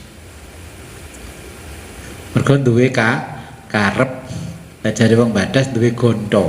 Coba ganti keinginan. Kita sholat duha keren ketika duhaan, tapi ketika duha terus eling mergo duha iku nglancarno rezeki, akhirnya khadun nafsi. Yeah. Orang yang sudah orang wusul itu nanti bisa sampai kepada ihsan ma'rifat kepada Allah. Maka tingkatannya Islam, iman, ihsan. Nah, ihsan ini nanti pintu gerbang yang pertama adalah ihsan. Orang yang sudah usul mengerti mana ibadahnya yang menyebabkan dia syirik atau tidak. Coba jenengan bayangkan, jenengan rasakan selama ini kalau beribadah kira-kira syirik apa?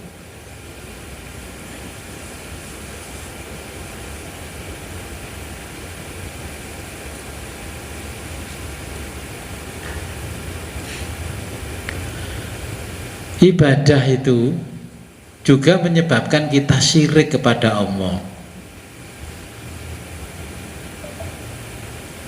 Kita selalu setiap hari pulang pergi ke masjid jadi ahli ibadah. Setelah jadi ahli ibadah, menikmati ibadah, nggak mau kerja. Kan banyak orang yang akhirnya belajar wusul gak gelem nyambut gawe.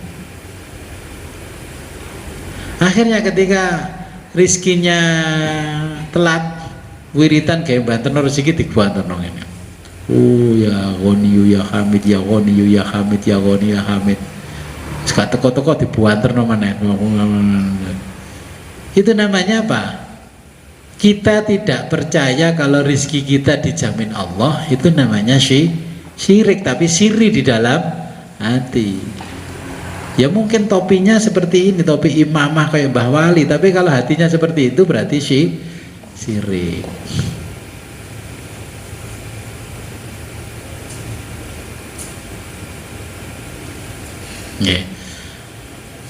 Nah ini pentingnya kita usul. Dan zaman ini, pada masa kita ini sudah memasuki masanya Imam Mahdi. Jenengan nanti akan bernasib sama seperti orang Yahudi, orang Nasrani.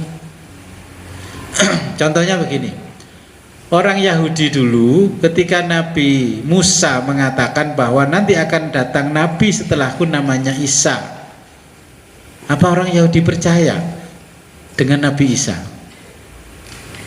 Kan tidak percaya, akhirnya masih mempertahankan keyahudiannya. Kemudian datanglah Nabi Isa, orang-orang mengikuti Nabi Isa. Ketika Nabi Isa mengatakan bahwa nanti sepeninggalku ada Nabi namanya Muhammad, ketika Muhammad betul-betul dilahirkan, mereka juga tidak percaya. Begitu jenengan nanti sama. Ketika disampaikan bahwa nanti akan ada Imam Mahdi, kalau orang Jawa menerjemahkan Ratu Adil, ya ini Imam Mahdi. Ini Imam Mahdi tenan paling jenengan ya gak percaya lagi Imam Mahdi. Masa Imam Mahdi bacaan ini gak meyakinkan, ora jubahan, ora ini. Wali kutub itu malah gak jubahan, gak ini ya, kaosan oblong. Oke. Makanya dengan ilmu ini jenengan bisa membedakan, oh ini Imam Mahdi beneran, oh ini bukan Imam Mahdi.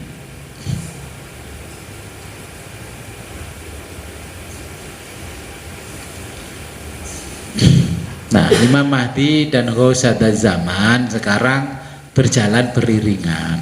Okay. Jenengan buka halaman 10.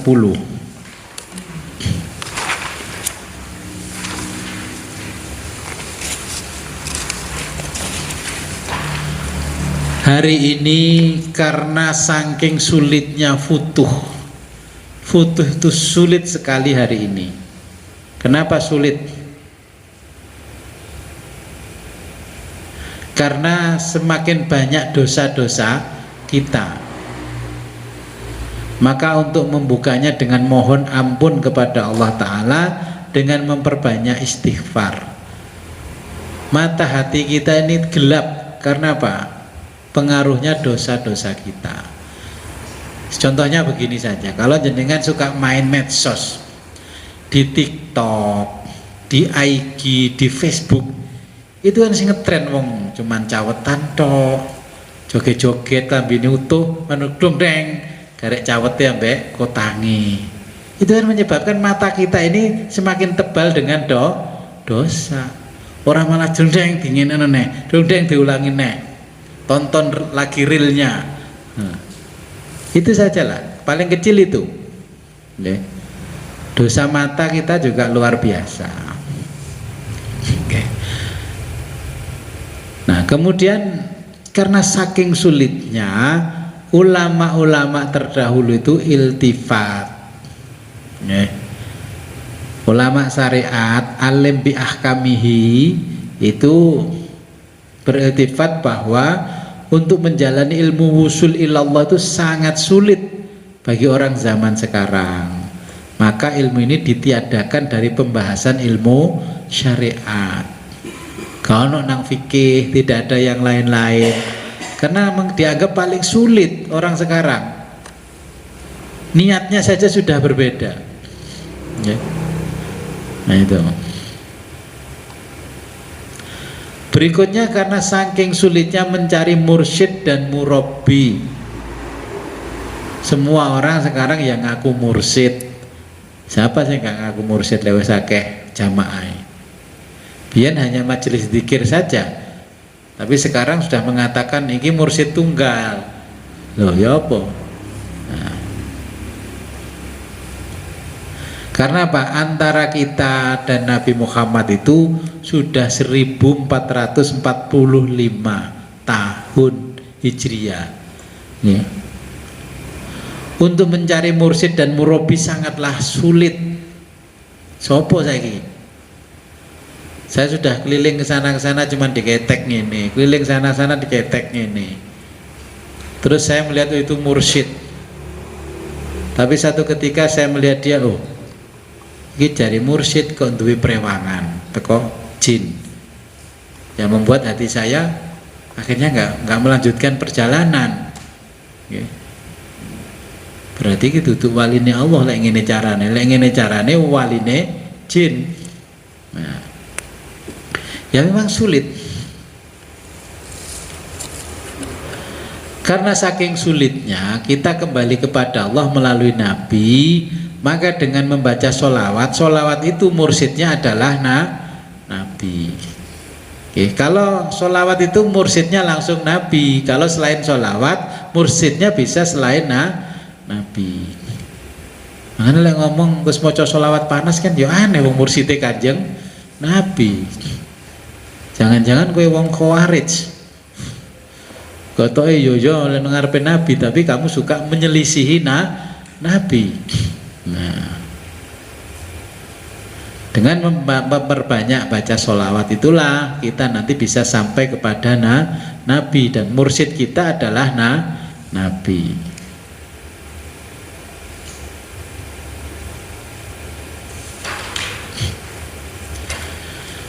Nah, dulu guru-guru itu juga berpesan, ya, sebelum melakukan zikir dan wirid, usul lakukanlah beberapa hal agar diridhoi oleh Allah Subhanahu wa Ta'ala.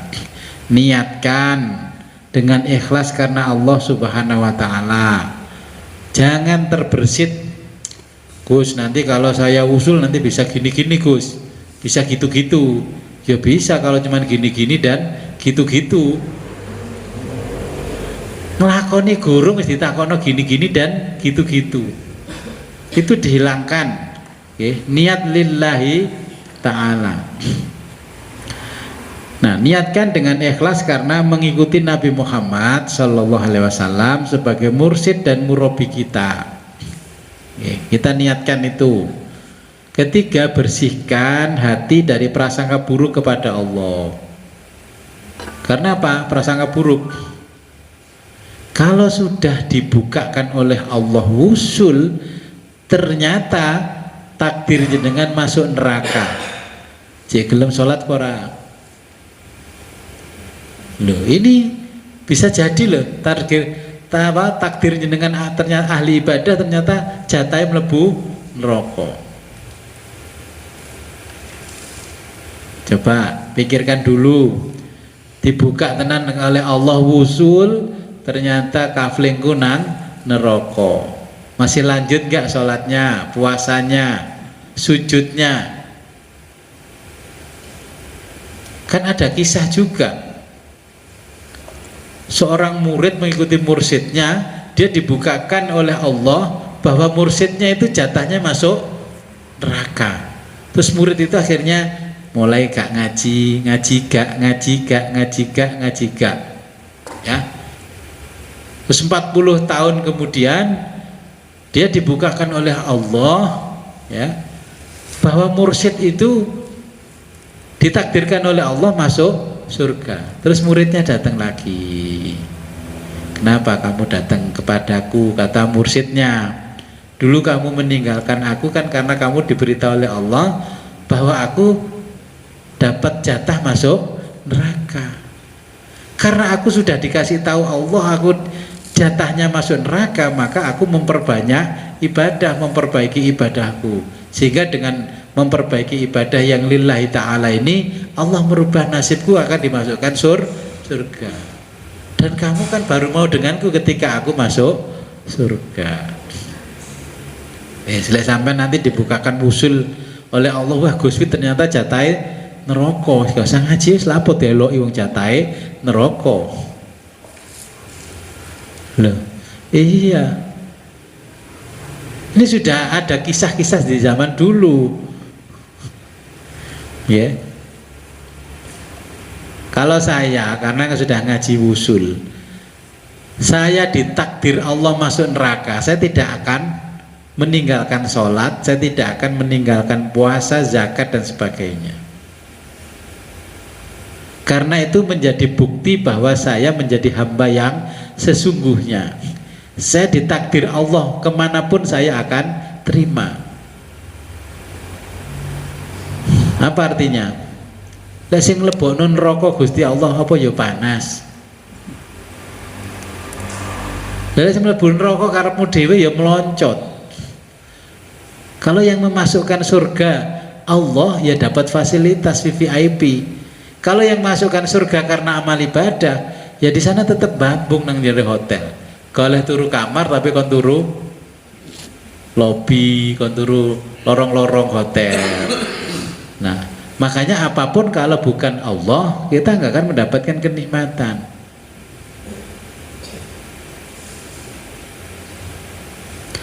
Nah, kemudian melakukan zikir dan wirid usul ini semata karena tujuan akhirat, tujuan investasi akhirat. Kita harus memperbaiki sholat kita, karena sholat itu adalah mi'raj kita. Sholat ini adalah mi'raj kita. Nah, kemudian kita mengamalkan zikir dan wirid usul ini dengan berwasilah kepada Ghaus hadzal zaman, sampai kepada baginda Nabi Muhammad Shallallahu Alaihi Wasallam.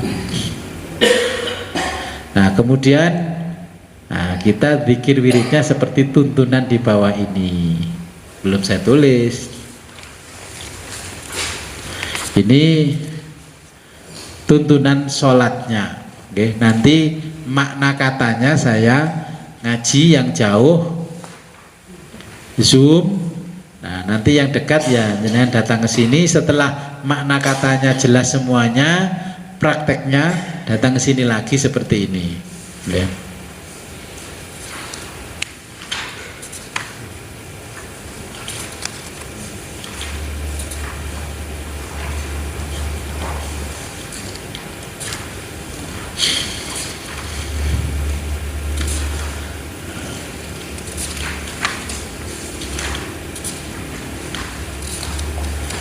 Oke, jadi nanti ini kita memperbaiki sholat dulu. Ketika Allahu Akbar, kita sudah paham belum dengan Allahu Akbar?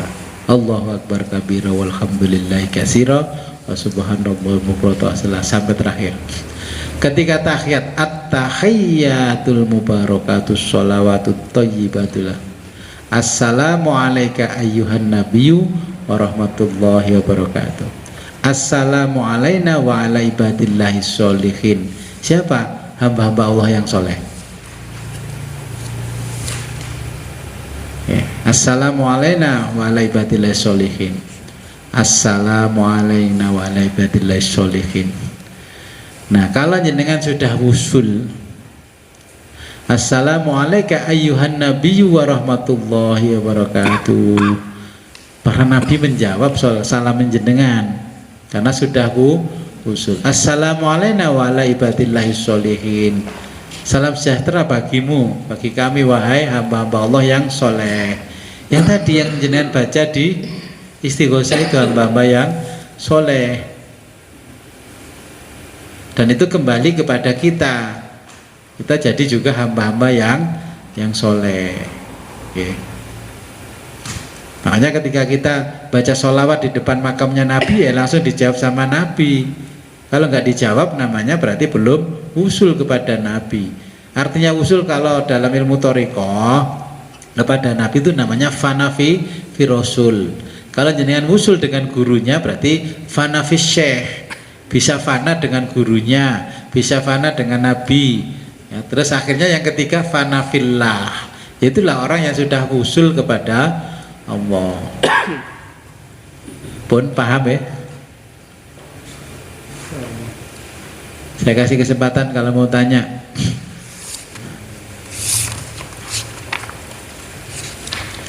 Nah, kemudian nanti setelah selesai kita ngaji yang kitab tulisan tangan itu, ya.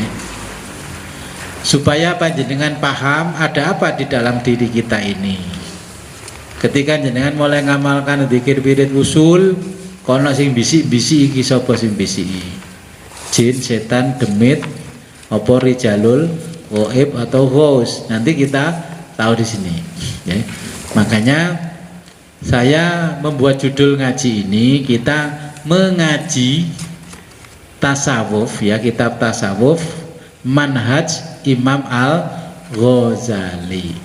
Kemarin saya tulis ngaji, kata sing yang goib itu koyok wong kaya menulis ngaji, ya mengaji.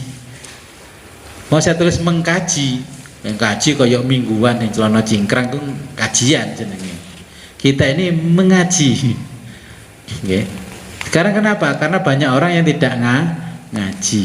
Maka ini mengaji kitab tasawuf, manhaj. Manhaj itu metodologi. Metode yang kita gunakan adalah metodenya Imam Al-Ghazali. Okay. Bukan metode kejawen, tapi metodenya Imam Al-Ghazali. Nah bagaimana ya, nanti saya sambil berjalan saya ajarkan metodologinya Imam Ghazali. Jadi manhaj dalam bahasa Arab, bahasa Inggrisnya metodologi.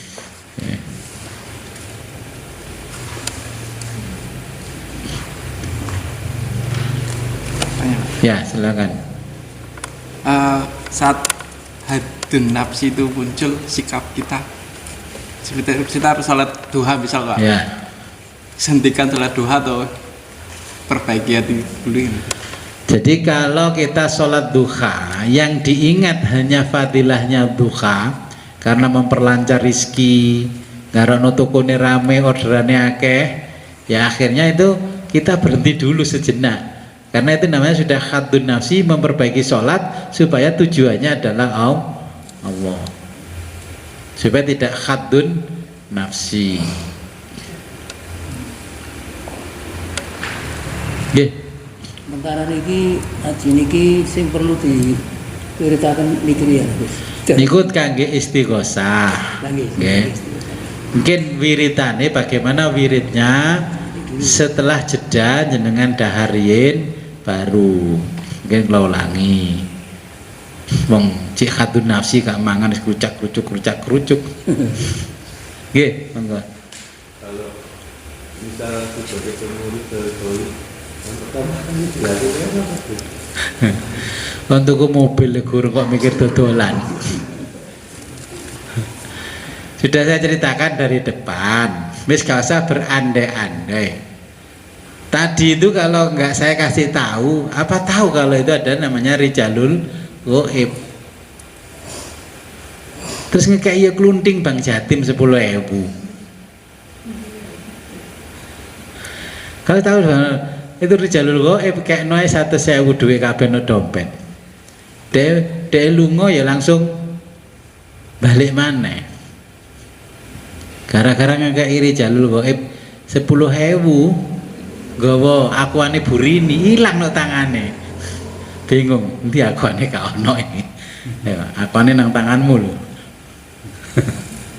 Ya, jadi nanti itu kan sosok-sosok yang akan mengantar kita menuju alamat yang kita tuju. Siapa dia? Ya nanti, ya. Sampean rumahnya Surabaya, wis nang Mbah Ngampel ae. Kayak kuat melaku tuh kok ngene Gajah Mada nang Mbah Ngampel mesti ketemu. Assalamualaikum ya Rijalul Ghaib. Assalamualaikum ya Rijalullah ya Rijalul Ghaib. Itu diwirid itu yang assalamualaikum sampai sana. Kondelalah ketemu orang yang bersihkan got. Apa kowe golek-golek? Aku di antara yang kamu panggil-panggil. Terus gak yakin, Gus, apa betul Gus itu Gus? Ini kan yang saya alami, orang-orang di Jakarta di mana-mana itu yang sudah wirita terus ketemu itu tak kok. Kenapa leres niku Pak Yai? Niku Rijalul Ghaib Pak Yai. Loh dia kan ya roh jeneng muruh ini kan semuanya. Harusnya kalau orang cerdas seperti yang dikatakan ngaji ala-latana ilma illa bisitatin tadi, wah yang cerdas. Aku gak kenal tapi kok roh aku, roh orang tuaku sembarangku ini ya, itu berarti namanya 90% berarti itu Rijalul Ghaib, karena kita membaca amal-amalan untuk bertemu Rijalul Ghaib. Saya itu biasa ketemu di itu loh, makan soto kalkulator. Katanya mangan nang kene mas.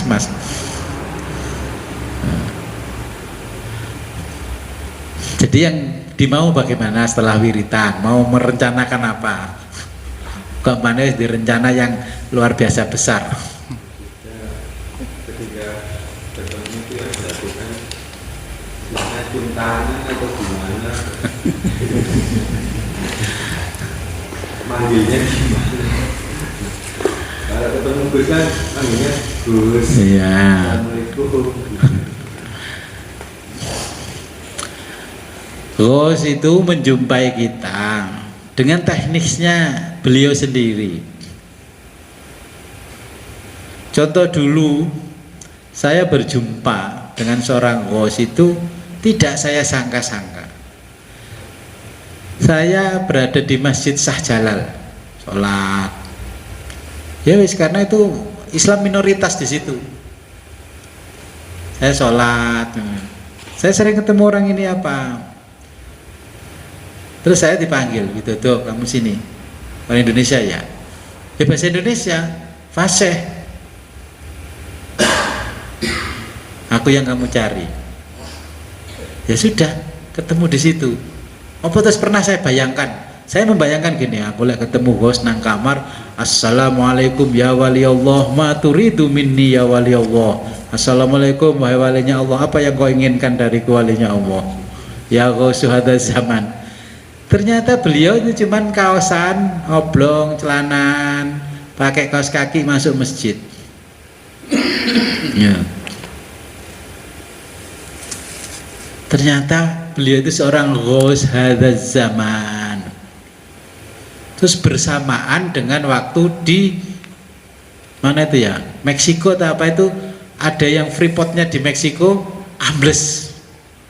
Terus karyawan-karyawan yang muslim ditolong sama beliau bisa keluar dari amblesnya terowongannya itu. Itulah namanya Gus ada zaman di zaman itu. Terus saya diwejangi banyak hal, diwejangi banyak hal, ya sampai warna-warna hijau itu diwejangi itu. Sebelum beliau meninggalkan saya dan teman-teman yang lain.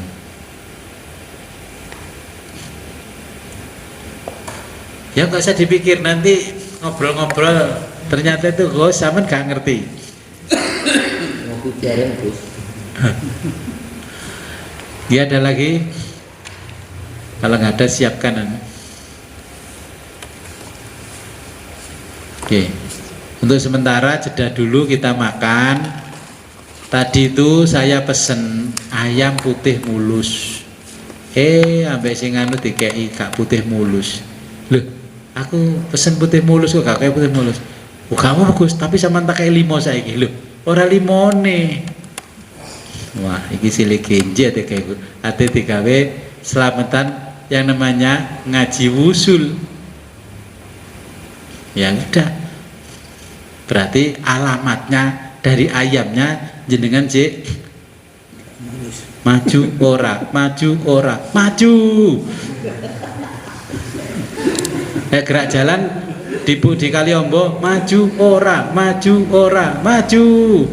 Itu latihan setiap malam sama Bu Ani, maju ora, maju ora, kesel ora, kesel ora. Oke, marilah kita berdoa kepada Allah, mudah-mudahan apa yang kita pelajari pada malam hari ini membawa manfaat barokah fi dunya hatta akhirah.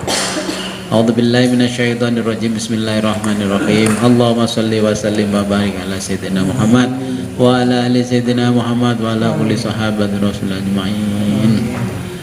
Allahumma rzuqna fahman nabiyyin wa hifdzal mursalin wa ilhamal malaikati bi rahmatika ya arhamar rahimin.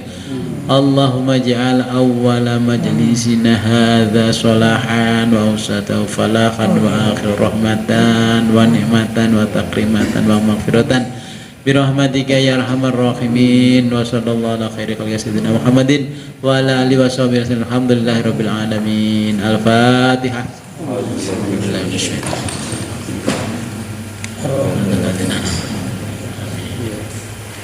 Akhirul kalam, ihdinas siratal mustaqim, wabillahi taufiq wal hidayah, wa ridha. Assalamualaikum warahmatullahi wabarakatuh.